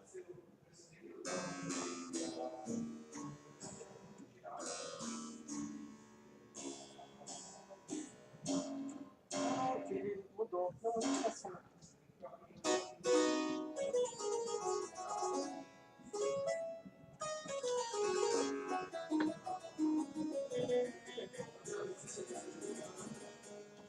Deixa eu ver nesse aqui.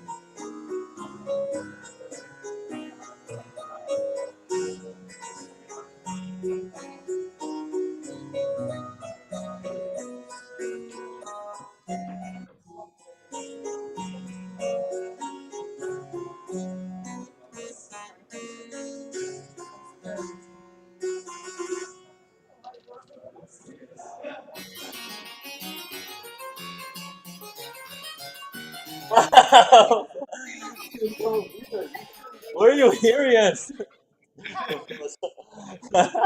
Come on, go on, continue. No, I was studying the I forgot the canon on the night on the night one time I'm not studying the parents for a long time, and I didn't even remember. I love the canon on the fourth, maybe I don't The remember. canons are fantastic. Yeah.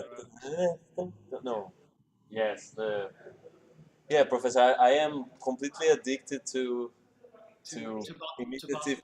Yes, and Yeah. now I recently watched a masterclass of a teacher in Yale University. I don't remember, talking about I never studied the musical offering, not and the I didn't know the Goldberg variations had the 14th canons after, Yes, absolutely. and I started to study the puzzle canons and the canon triplex Yes, on yes. and I'm completely No, it's extraordinary. crazy about this. Yeah, You know? the musikalisches Opfer, musical offering is an extraordinary work, and the trio sonata at the end. Yes. Well, we don't know if it's the end. We don't know with the order. It's very Yes, mysterious. It's it's very great. mysterious. And this professor was saying that we don't they don't know if Bao was like arguing with the king of Yes. Prussia, because he was like he liked to put people in Yeah. bad Yes. situation. Yeah. I think it was a bit of a poisoned. It was a gift with a little bit of poison in it. Yes, yes.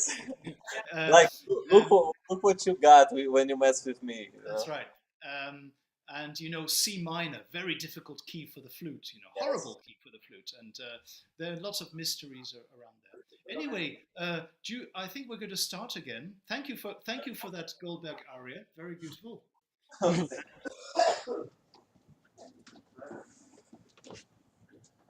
So when everybody is ready, I just wanted to show you what Bach wrote for his son, his eldest son, Wilhelm Friedemann Bach. He wrote these little exercises, and people think, they're little easy compositions, for the hands and this and that. But I have a different theory about this. I think these little pieces are not only for developing hand technique, but to also show how to compose, and that means how to improvise. Então, tem essas. Ele vai mostrar uns exemplos das sequências no seu habitat natural. E esse exemplo é daquelas peças fáceis que o Bach escreveu para ensinar os filhos dele e que normalmente são pouco respeitados porque são fáceis demais, que seria só um exercício de dedilhado, mas que a teoria dele é de que esses exercícios servem para ensinar como compor. So I want to ask a question now to you. Can you recognize in this first line what motto del basso, what progression, what sequence we have? What is happening at the beginning of this piece? Can anybody detect what was going on in Bach's mind when he wrote this for his son? Alguém arrisca dizer que a progressão é essa? I think it is the one that go 5 up and 4 down. Exactly. That is exactly what's happening. If we take the middle, if we take the second and fourth beat away, we get.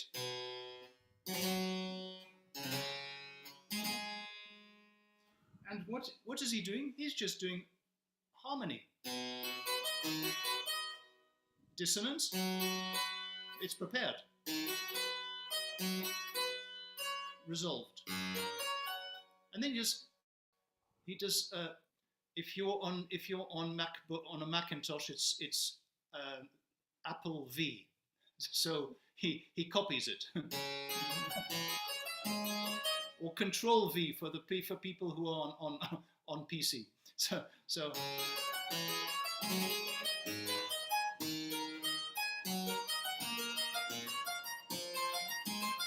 but if he did that, he would go out of the key. So what is he doing? He's doing in bar 3. He's doing.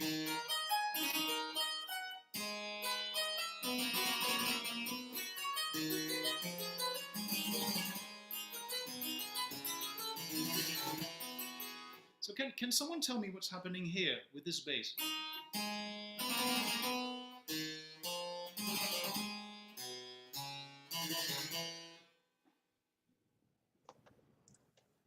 Então, ele está usando esse... se você pular os tempos fracos, sobe 5, é isso? E desce 4? Yeah. E sobre isso, ele está fazendo o resto da harmonia, mas nesse... in the fourth stem, I think, o que ele está acontecendo quando ele modula para na segunda linha, no segundo compasso. Alguém se arrisca a dizer o que acontece lá? Ou no primeiro compasso. So do you have any idea of what's happening here?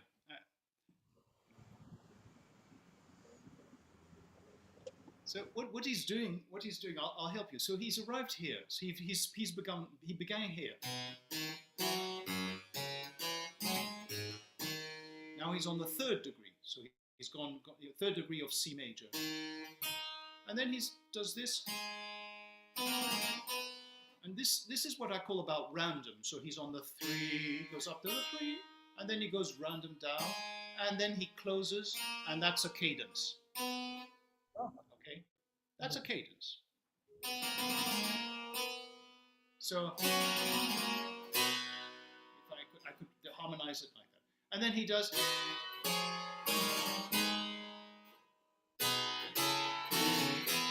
So he does another progression into A minor. So, and what he's doing, the bass is doing 5, 6, 7, 8, and we are in the rule of the octave. It's as simple as that. So if I look at this, the beginning of this, it's partimento theory. If I do this, it's rule of the octave theory, but each time shifted. There's actually a word, there's a name for this technique. It's called carousel, because we're going down and down, we're going down and up, down and up, down and up, and round and around. So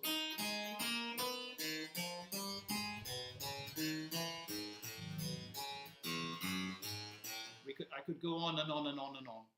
And so what's just happening is Bach is really showing his son, rule of the octave. What's happening is here.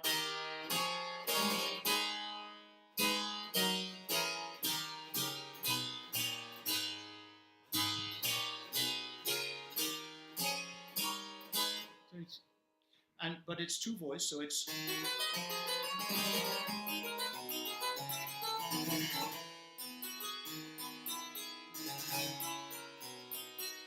That's also rule of the octave, because the bass is going down.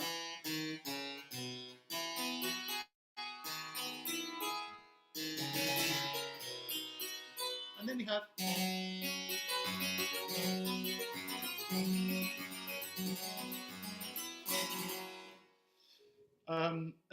And then we have just a pedal. And that's basically the end of the piece, because after it is just pedal, pedal, pedal, pedal, pedal, etc., etc., and then a long pedal on G.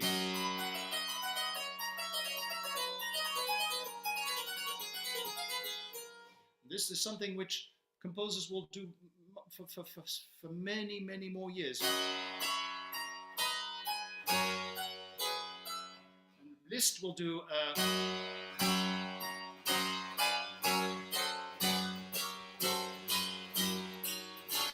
Wagner manner, and they will extend this with chromatism, etc. But it's the same idea. This I find a very cool, very nice example, because we have quite a lot of, no, not quite a lot, but a few fundamental techniques. Partimento, rule of the octave, rule, sort of, going up and down in the rule of the octave, pedal, end. Então, ele mostrou que o começo é feito com uma sequência e depois partes da regra da oitava e depois o pedal lá no fundo. Ele mostrou que isso é usado até isso, deu um exemplo.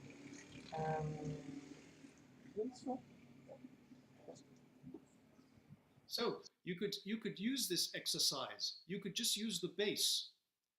So maybe one of you plays the bass, and someone else say a cello, plays the bass as it's written, and then a top voice tries to improvise, because it could be or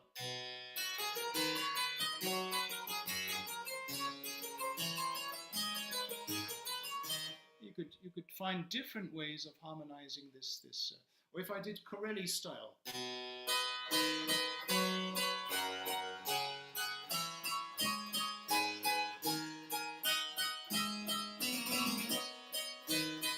Oh, do you hear this?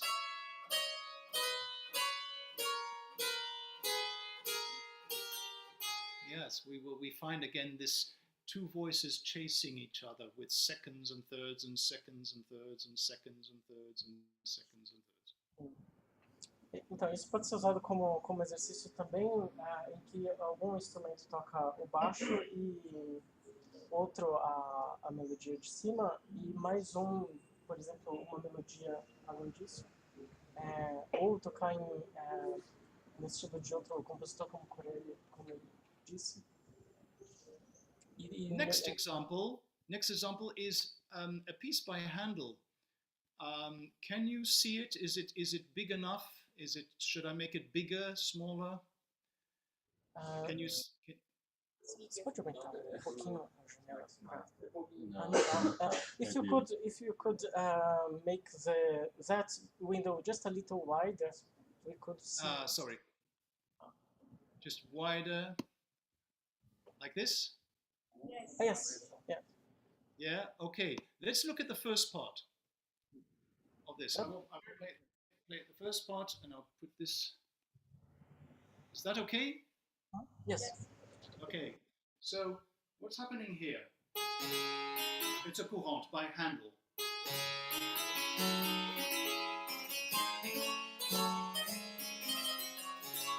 So what's happening? This is just navigating through the rule of the octave. What I said before, randomly going through the tonality. 1, 4, 8, 6, and then cadence. So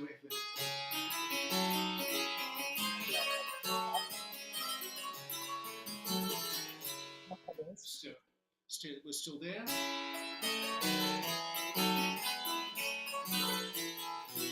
Here we have a kind of rule of the octave. Half cadence. And so we have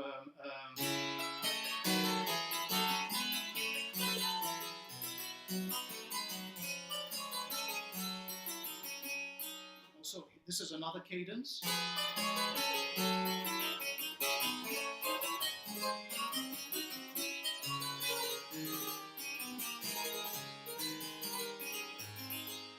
So this was, I would say, just about navigating randomly through tonality and the rule of the octave, with a few cadences in between. Então, ele mostrou esse exemplo que começa aleatoriamente passeando pela tonalidade, daí com pedaços da regra da oitava e cadências cai lá. There are no progressions. There are no sequences. Sem progressão nem sequência. But, and this is why good old George Frederick said, well, in the second part, I think for the Sao Paulo masterclass, I think I'm going to compose some progressions. Mas na segunda parte, ele, pra gente, resolveu fazer coisa consequências. Yeah. And here they are. Look, they're here. Sorry. Can someone tell me which progression this is?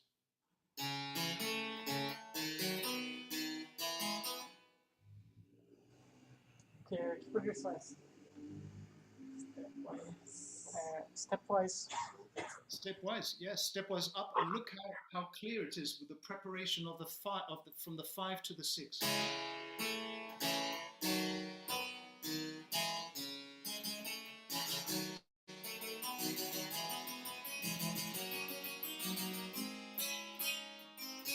So he does this.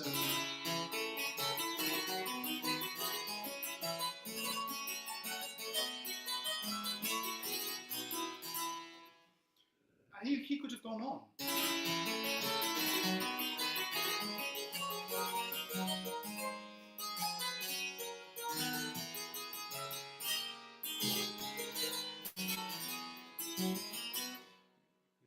Could have gone on. And this is the fun of it. And this is, again, I repeat, and I will repeat this again. Do forgive me, but the more you play around with these devices and mechanisms, the more you get the feel of them, the more you experiment with them, the better you will improvise. Então, nessa segunda parte tem essa sequência ascendente por grau conjunto. Mais forte. Fala mais forte. So, what is happening here? Mas o microfone aí para ele te ouvir também. E daí ele fez por grau ascendente e subiu até onde quis e terminou com uma cadência, mas ele podia igualmente bem continuar subindo até acabar o teclado.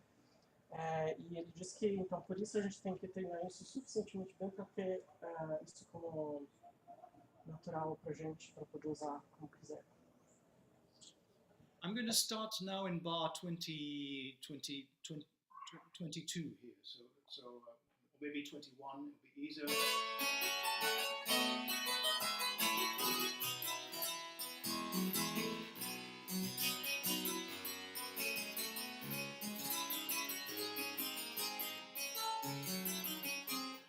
What was happening here from 22, 3, 4?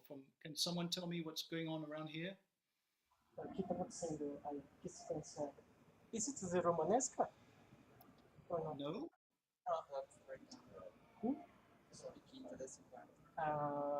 Up 5, down 4? Exactly. It's like, because if I make this simple,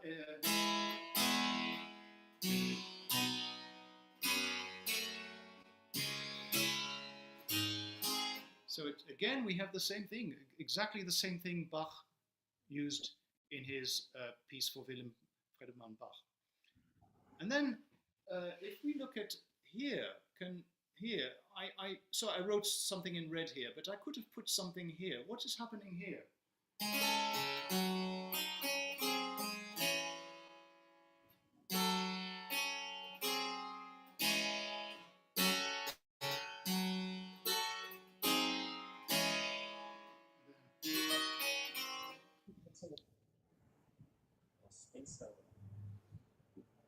A suspension, a cadence. Yeah, what is happening here is actually not really a sequence, but it's just the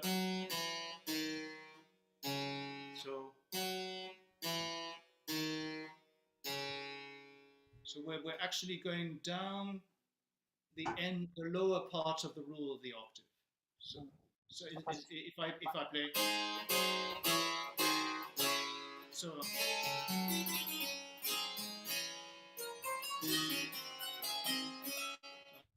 Down the rule of the octave.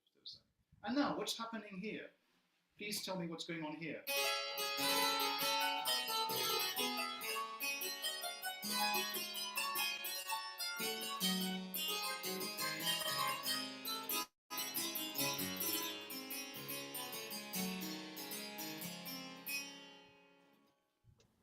So what is happening here?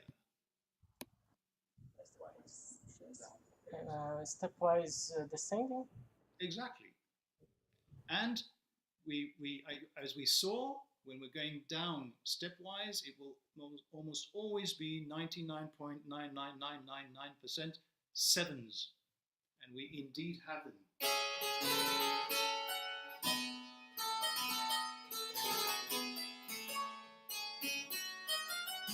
Another one. That's the fourth degree going down.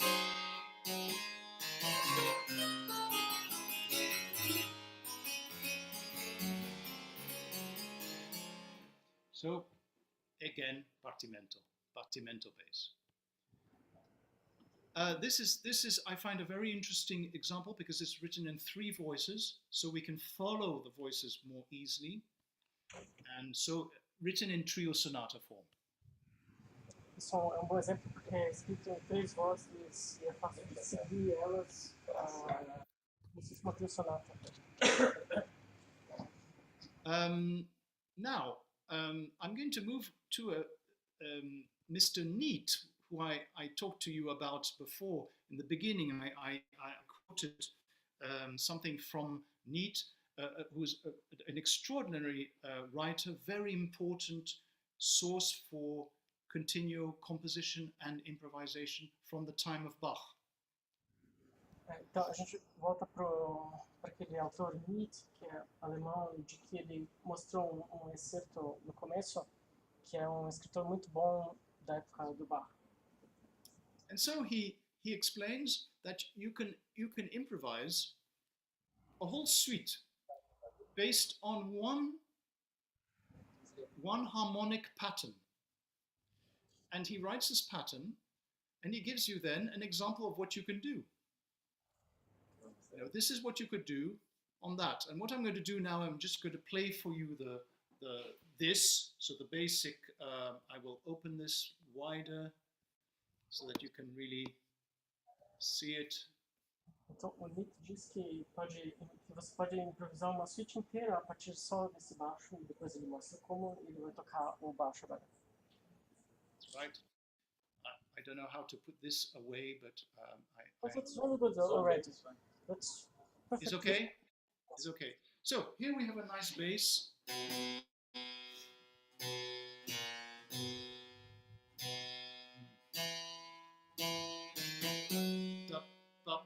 What cadence is it? Do you remember the name of this cadence? The double one? Doppia. The double one, exactly. The double one. Cadenza doppia. And then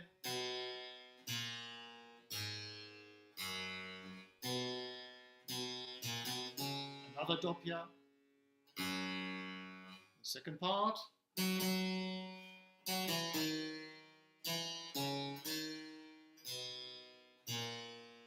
Another doppia. And then we go home.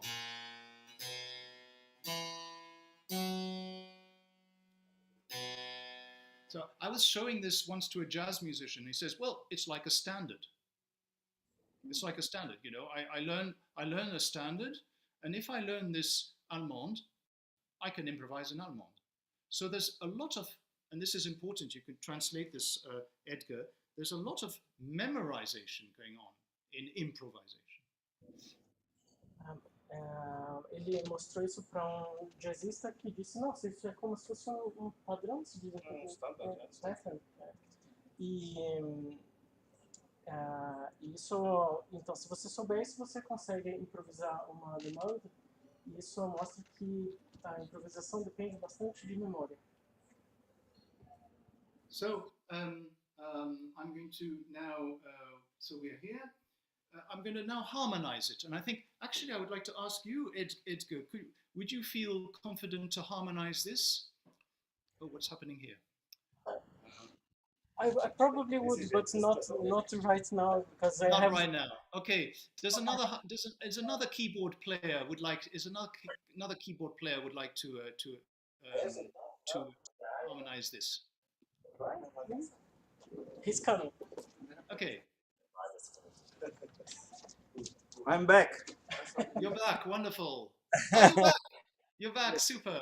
So we are working now on Niet and Gerhard Niet again from Musikalische Handlung, and he explains in one chapter. He says how to learn to improvise suites. So you're going to start with a standard bass, and he gives this bass as an example, and then he shows later how to make a courante with the same bass, a sarabande with the same bass, a gigue with the same bass, even a chaconne. We won't have time to cover the whole thing, but I can't remember your name. Was it Luis, your name? No. Gonçalo. Yes. Gonçalo. Yes, Gonçalo. That's right. I'm sorry. Gonçalo, could you harmonize this? Yes, I can try. You can try.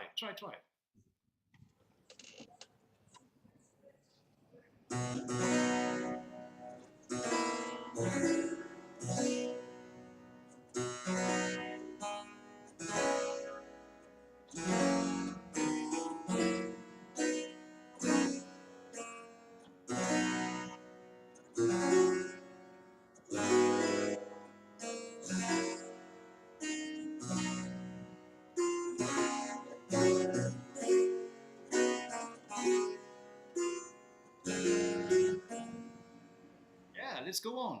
Good, go on.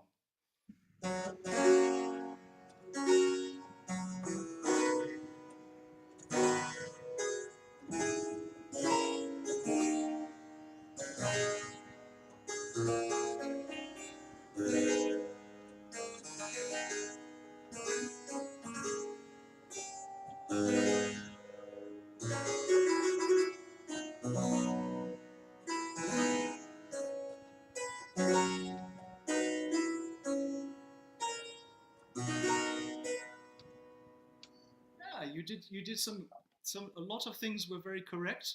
There were a few voice leading problems here and there, but I think it was absolutely respectful what you did.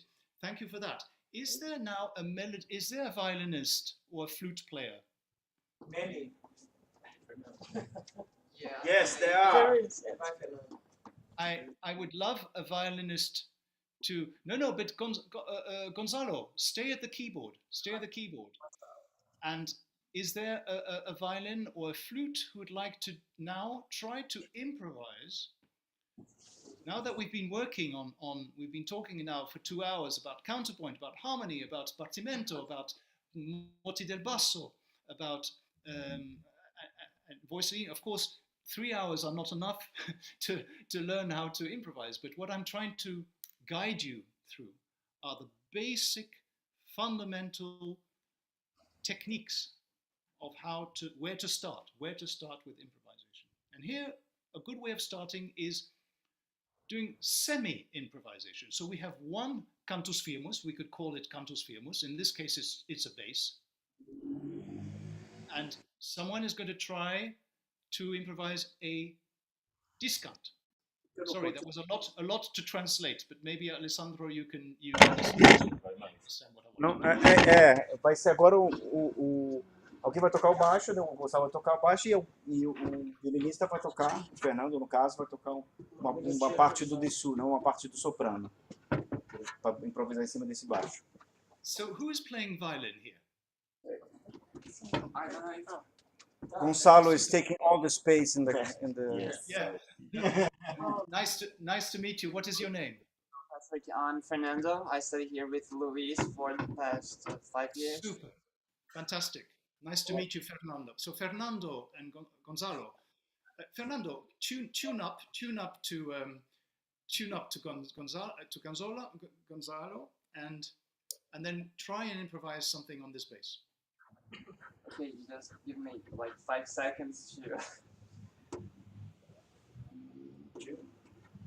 Yeah, I'm still figuring what I'm supposed to do.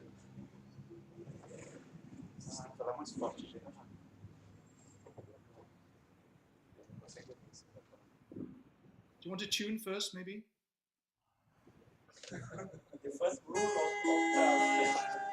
The first rule of improvisation. Yes, first rule of improvisation, tune. Yes.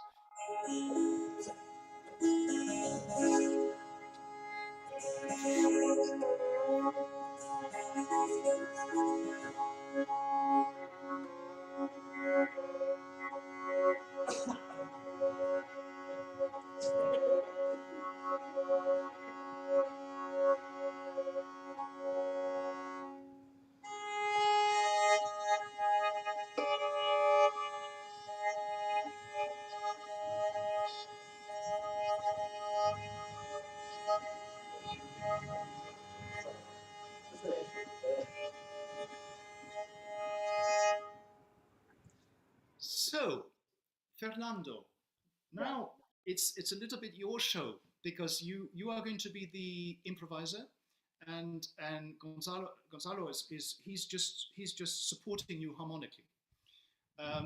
But I'd like to start with something. Gonzalo, you play only your left hand. You play only the bass. Only the bass. And Fernando, we're going to do a little bit like the exercise we did 2 hours ago when we did this.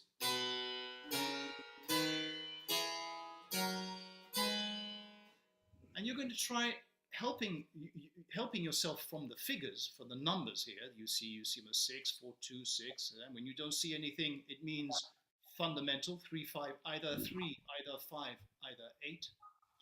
And try and see what you could do from a point of view of counterpoint. One voice on the violin, one voice on the bass. Shall we try that?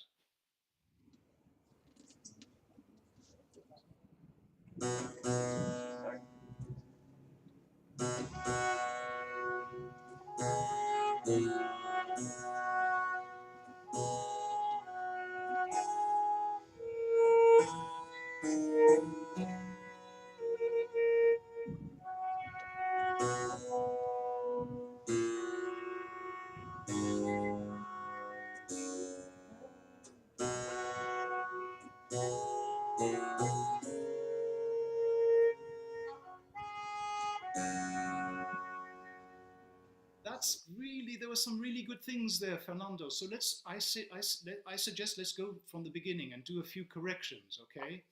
So you could do the upbeat already with Gonzalo. You can really do and probably you can do just a C. And then you have to choose either a 2, a 4, or a 6. And I think, according to voice leading, the best thing is to choose the note which is the closest. So I think you could do,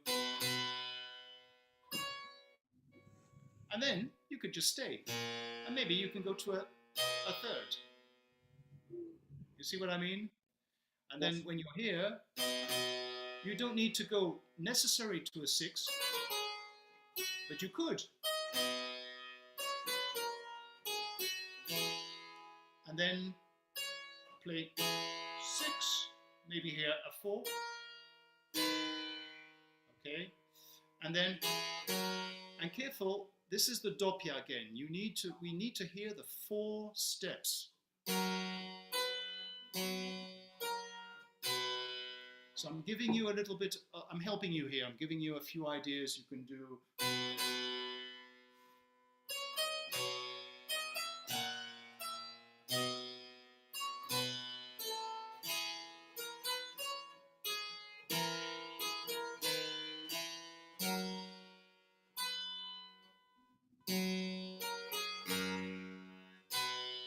I did it really slowly, 1 and 2 and 3 and 4. Maybe in that tempo, try again. So, allemande grave, molto grave.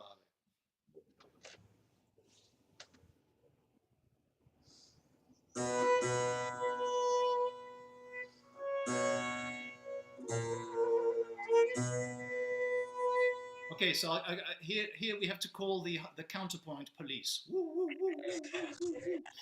Yeah, Police. You know, what did you do wrong here? The parallel octave. Yeah. Exactly. So develop when you're improvising. Develop the intuition. So you feel you're here. The bass has to do what it has to do. Go down and then go up to a 3rd. Maybe.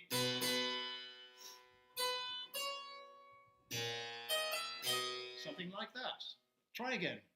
Try again.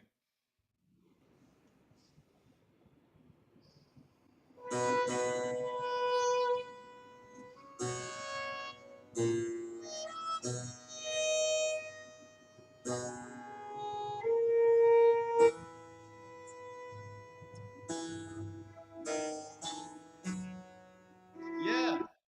Let me help you. Let me help you from bar 3 onwards. You have this. Maybe you could really do what's written.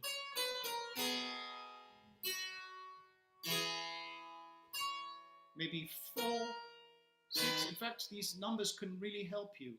And the more you look at these numbers, the more you'll be able to do it automatically later. Just use everything you know about, what sounds good with what. Okay, so a suggestion for bar 3 would be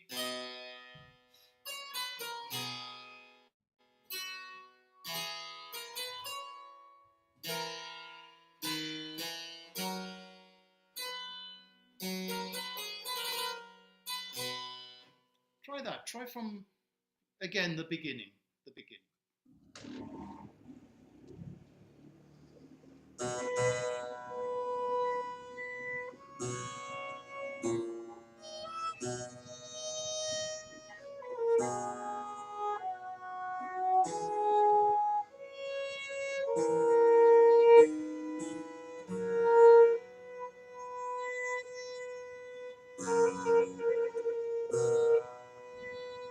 I think everybody can say a big bravo, because now you've done it correctly. And in improvisation, I always say to my students, it's either right or it's wrong. When you're interpreting a piece, you can never say it's right or wrong. If you're interpreting a piece, you're thinking of tempo. Some people think maybe it's quicker, maybe there could be an accent here, but maybe not. Maybe this could be crescendo, but maybe not. Maybe it's diminuendo, but maybe not. But when you're talking about harmony and counterpoint, it's either right or it's wrong, because it is in fact a scientific approach to music. And this is what fascinates me. In fact, I've just come back from Holland, where I taught for 4 days to catch up many hours because I got COVID and blah, blah, blah. But I had to do a lot of teaching. I think I never said in 4 days once the word forte or piano or crescendo or decrescendo, but it was always voice leading. Where do I go? Where does the 7 go? Where does the 6 go? How do I prepare the 2, etc. Maybe you can translate this, Alessandro, in fewer words than I've used now. A experiência dele de você fazer esse tipo de exercício é que você tem que seguir certas regras cientificamente. Só tem o certo e o errado. Não tem essa coisa de interpretação, de tá mais forte, tá mais lento, tá mais rápido, todas as coisas que a gente se dedica, né, interpretando a música, né, que é simplesmente uma coisa muito mesurável, né, entre o certo e o errado. E ele acabou teve Covid, ficou um monte de aulas sem dar, ele teve que dar um monte de aulas ao mesmo tempo lá em Haia. E aí aos estudantes ele falou nenhuma vez nessas aulas todas assim, ele era forte, piano, ou coisa assim, só falou a sexta, a sétima, preparou direito, resolveu a nona, e esse tipo de coisa. Então, uma coisa mais científica, vamos dizer assim. Thank you, Alessandro. So, Fernando, you've done absolutely. If I had to give you, it's 100% right, 100% right. So now we're going to go on from bar, bar 5. What would be the best way of accompanying? That's an octave lower, of course. So I think you arrived.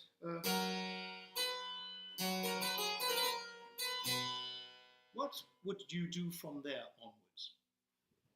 I think I could think of a downward stepwise motion as the bass goes down, and think of the suspensions as C going to a D, and no.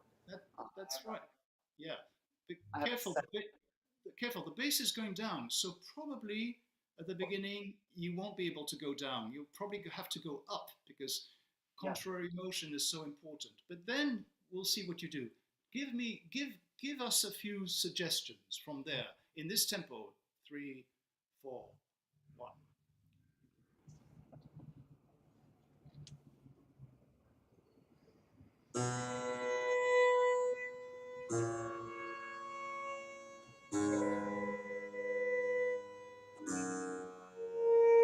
Yeah, so I think this is absolutely correct, but I think more a kind of middle voice. It sounds a bit like a middle voice.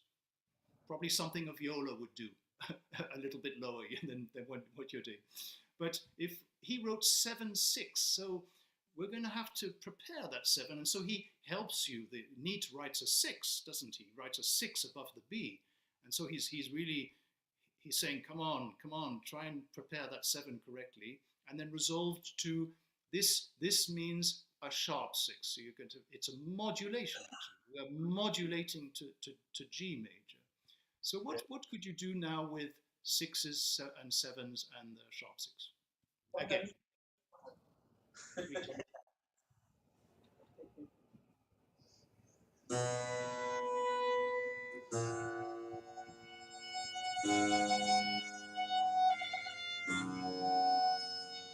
100% correct.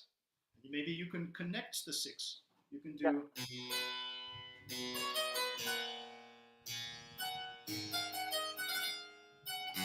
Maybe adding a little bit of diminutions, a little bit of ornamentation. Try that.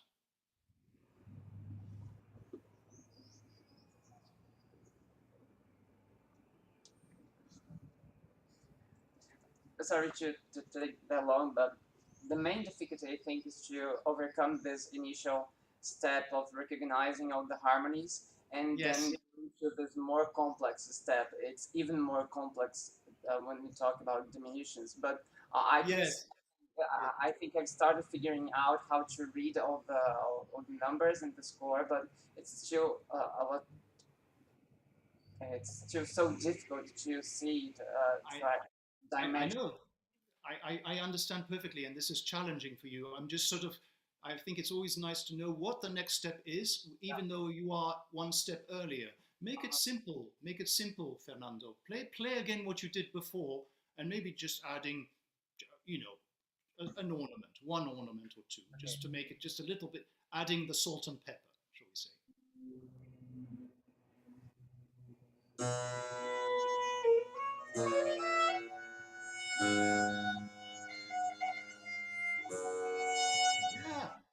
That was too complicated.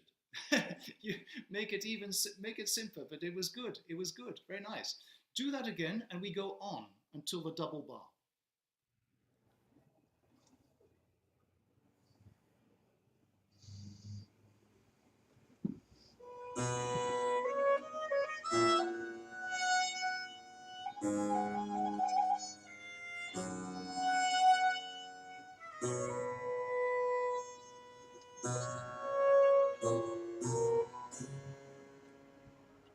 Okay, so Fernando, there was when you were here in the second bar when you went from the G to the C. So you did, which are actually parallel.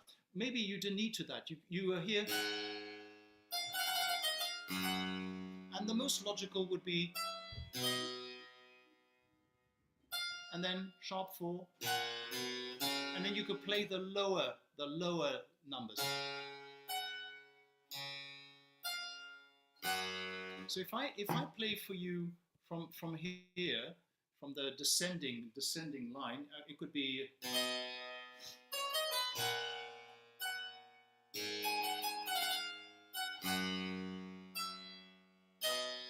This is, by the way, just a passing 7.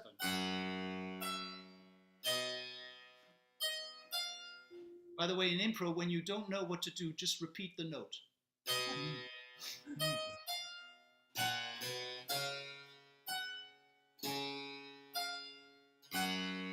Would you like to play that, inspiring yourself from what I just demonstrated? And by the way, Gonzalo, try and put some harmony now to help Fernando. Let's make it a little bit richer. So putting a bit of harmony, yeah, with your right hand on the second keyboard. That's a good idea.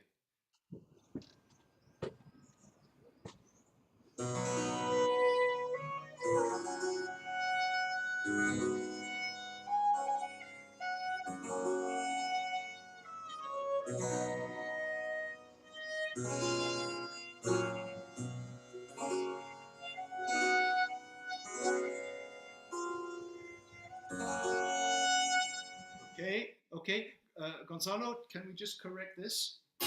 You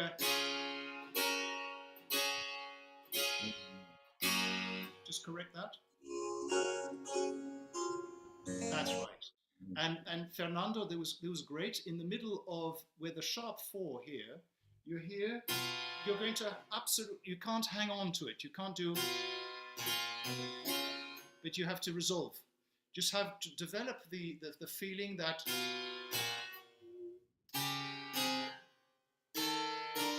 when you're on this instability, the bass is going to go down and you're going to go up a semitone. So we're almost there. We're at 95%.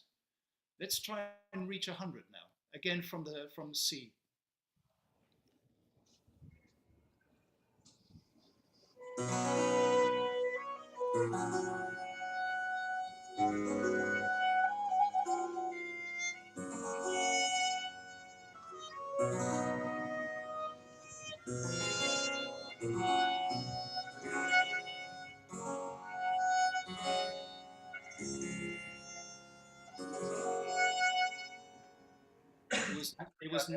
It was 99.9999999%. Yeah, because what you did, you got stuck on the 4. You do. In fact, it starts with a sharp and then the 4. Cadenza doppia. But that's really fantastic, and this is the way you learn. You just by doing it and then changing around, you could play the bass for something, and a violin could play above you. This bass could be played by a violin higher, maybe transposed in G or in D, maybe better in G, and then someone plays above you, a traverso, and you switch around. And this duets, these binomes, I can't encourage you enough to do this, because this is the way you learn, and it's much more fun to learn impro à deux, two people together, because they can help each other. Maybe Alessandro, you can translate that. Que é sempre mais interessante fazer esse tipo de improvisação, esse exercício a duas pessoas, porque um estimula o outro, né? Essa é uma combinação perfeita, alguém que faz uma base harmônica, né? I would like to Patrick to say something. Please. It's interesting that I mean 99% of all continuo treatise starts with a huge block of just speaking about intervals. Yes. No? So just numbers, no? So if you're used to play intervals, because the question here is very much about playing intervals, no? And you don't have to play the whole harmony, but if you just see just the numbers, what he's trying to suggest you, no? So see the 6, play the 6th, play the 7th, play the 6th, play just the figures, and when there's not, then you can play the 3rd or the 5th. So basic intervals as a starting point. Very much. It can help, because you get like a little scared because you feel like, oh, there's a whole harmony context in between. But if you're just playing one line, it's just one interval, then. Absolutely. Just you see a 6, play a 6. You see a 7, play a 7. And this is very much in the spirit of the time. People, there was no difference between theory and practice. People just applied the theory to the practice. And if they 99%, Patrick, from what it's written in our continued lines, is what happened is in the top part. So if you see the 7/6, 99% is the soprano is doing the 7/6. No? So so it's already the best melody part is there. Absolutely. Absolutely. You're quite right, and thank you for bringing this up. And I hope everybody understood what you said, but it's so important. Now, Fernando, I would love you to go on doing the second part, unless someone else would like to play. Is there someone else on a flute or another violin? Achei que você é bom em cabeça. Ele faz cabeça e notação de rádio pra mim. Não sei quanto tempo você demora para fazer, mas agora você... Vai, Lucas, vai. Or we just go on with Fernando. What is more? It's difficult for me to see who's there in the back, and I don't know you so well, so I don't know who's playing what. But maybe I would say Alessandro, use the opportunity, because Patrick is giving us only more 8 minutes of his time, so use it well. I think maybe Fernando, just give a go to the second part, and let's see what happens, and then we'll just take one question or two, and then we'll finish. Fernando, do the second part using as much as what you can in recognition of intervals, recognizing the intervals with the bass. Então quando não tem é terço. resto é o que tem a festa.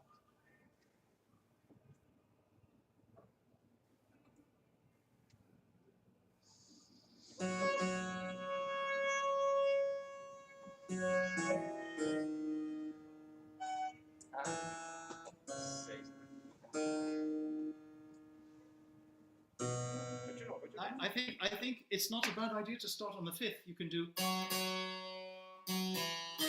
That was very logical. You went up to the eight, but then you'd have to go down now. Or if you went on the octave.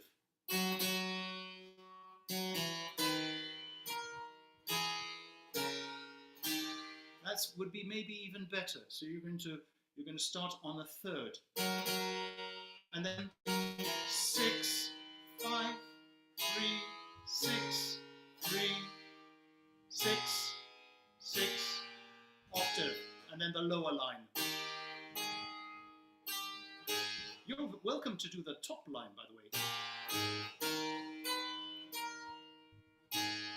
Okay, and then here I'll just help you. Wonderful contrary motion, and then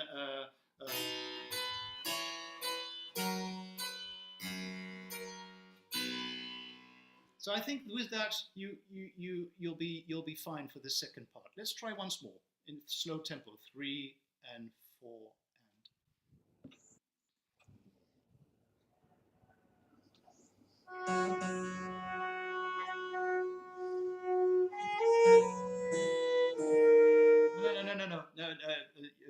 No, Gonzalo, you were not correct. Try once more.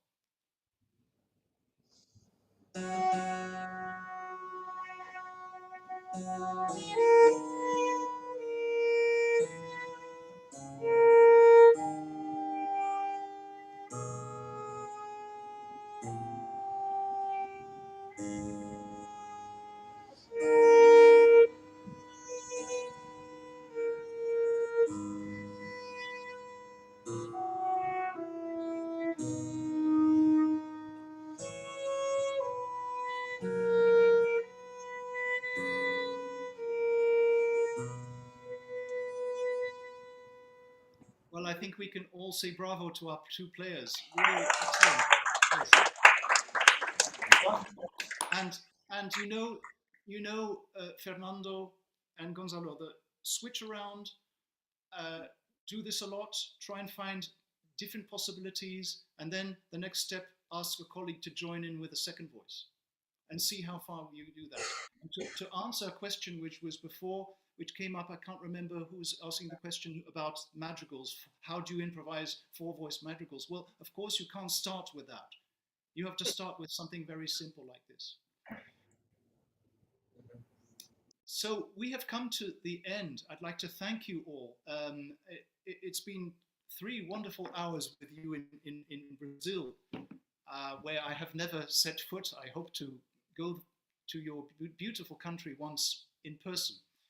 Are there quickly any questions, anything you would like which will maybe prevent you from sleeping unless I answer you now? Anything you would like to know? Uma pergunta cuja resposta depende do seu sono.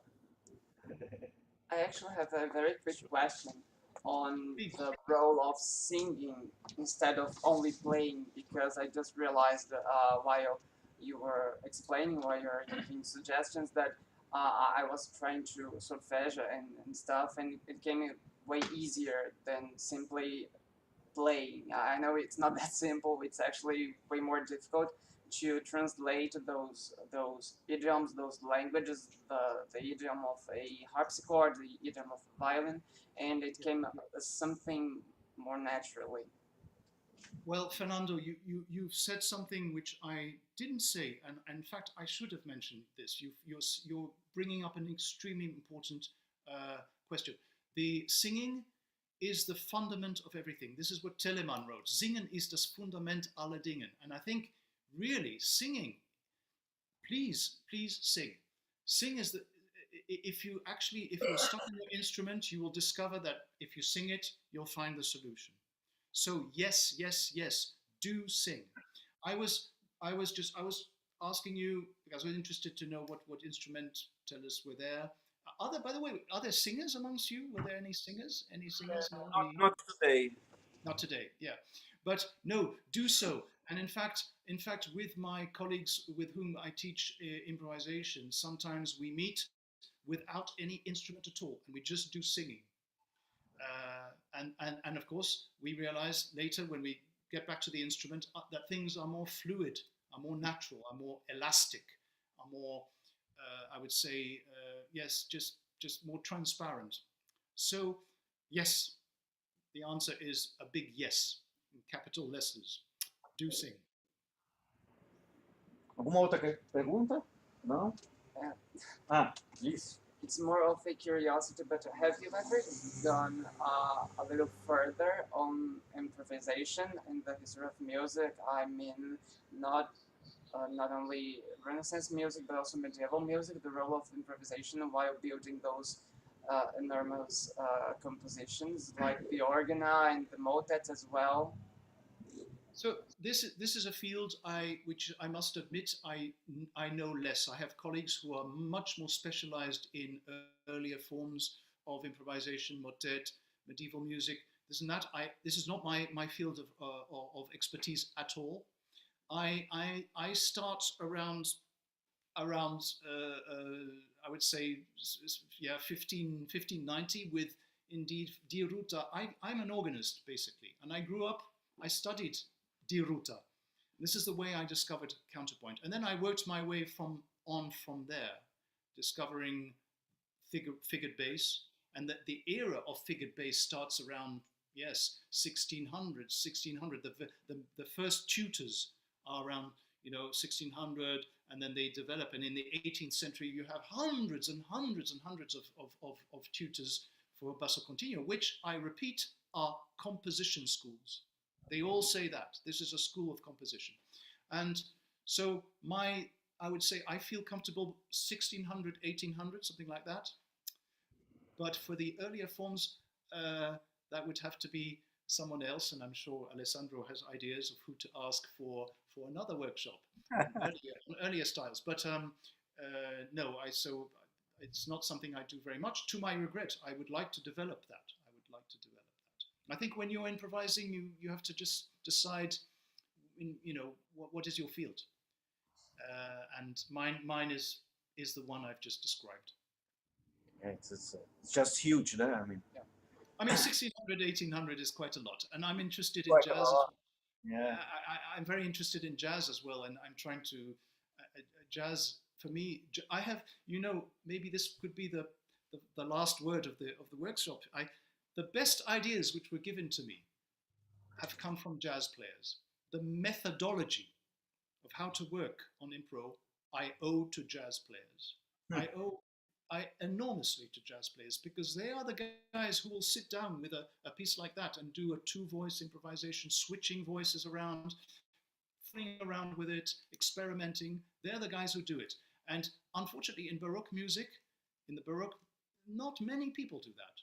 It's starting, it's developing, but it's not where we are not where we should be. We are not where we should be. Patrick, I can't thank you enough for this wonderful workshop. I'm really sorry that I missed the part. I will go to YouTube now to listen to the part that I missed, certainly. And yes, I think, and we hope really that we can have you here once in person. Very, very happy to see you all today, and I wish you lots of happy musicking and joy in music especially, and I think music is the answer to I think we need music in this world. We need music, we need more music, and we need more improvisers. So I wish you all the best, and I hope to meet you in person. And if ever you come to Europe, do let me know. If you come to Holland, come to my lessons. You're very welcome to come and listen to my lessons, even play in my lessons. If you are in France, where I live, near Dijon, make yourself known to me. I'd be very happy to meet you, help you out. And thank you for inviting me today. Thank you. Bravo.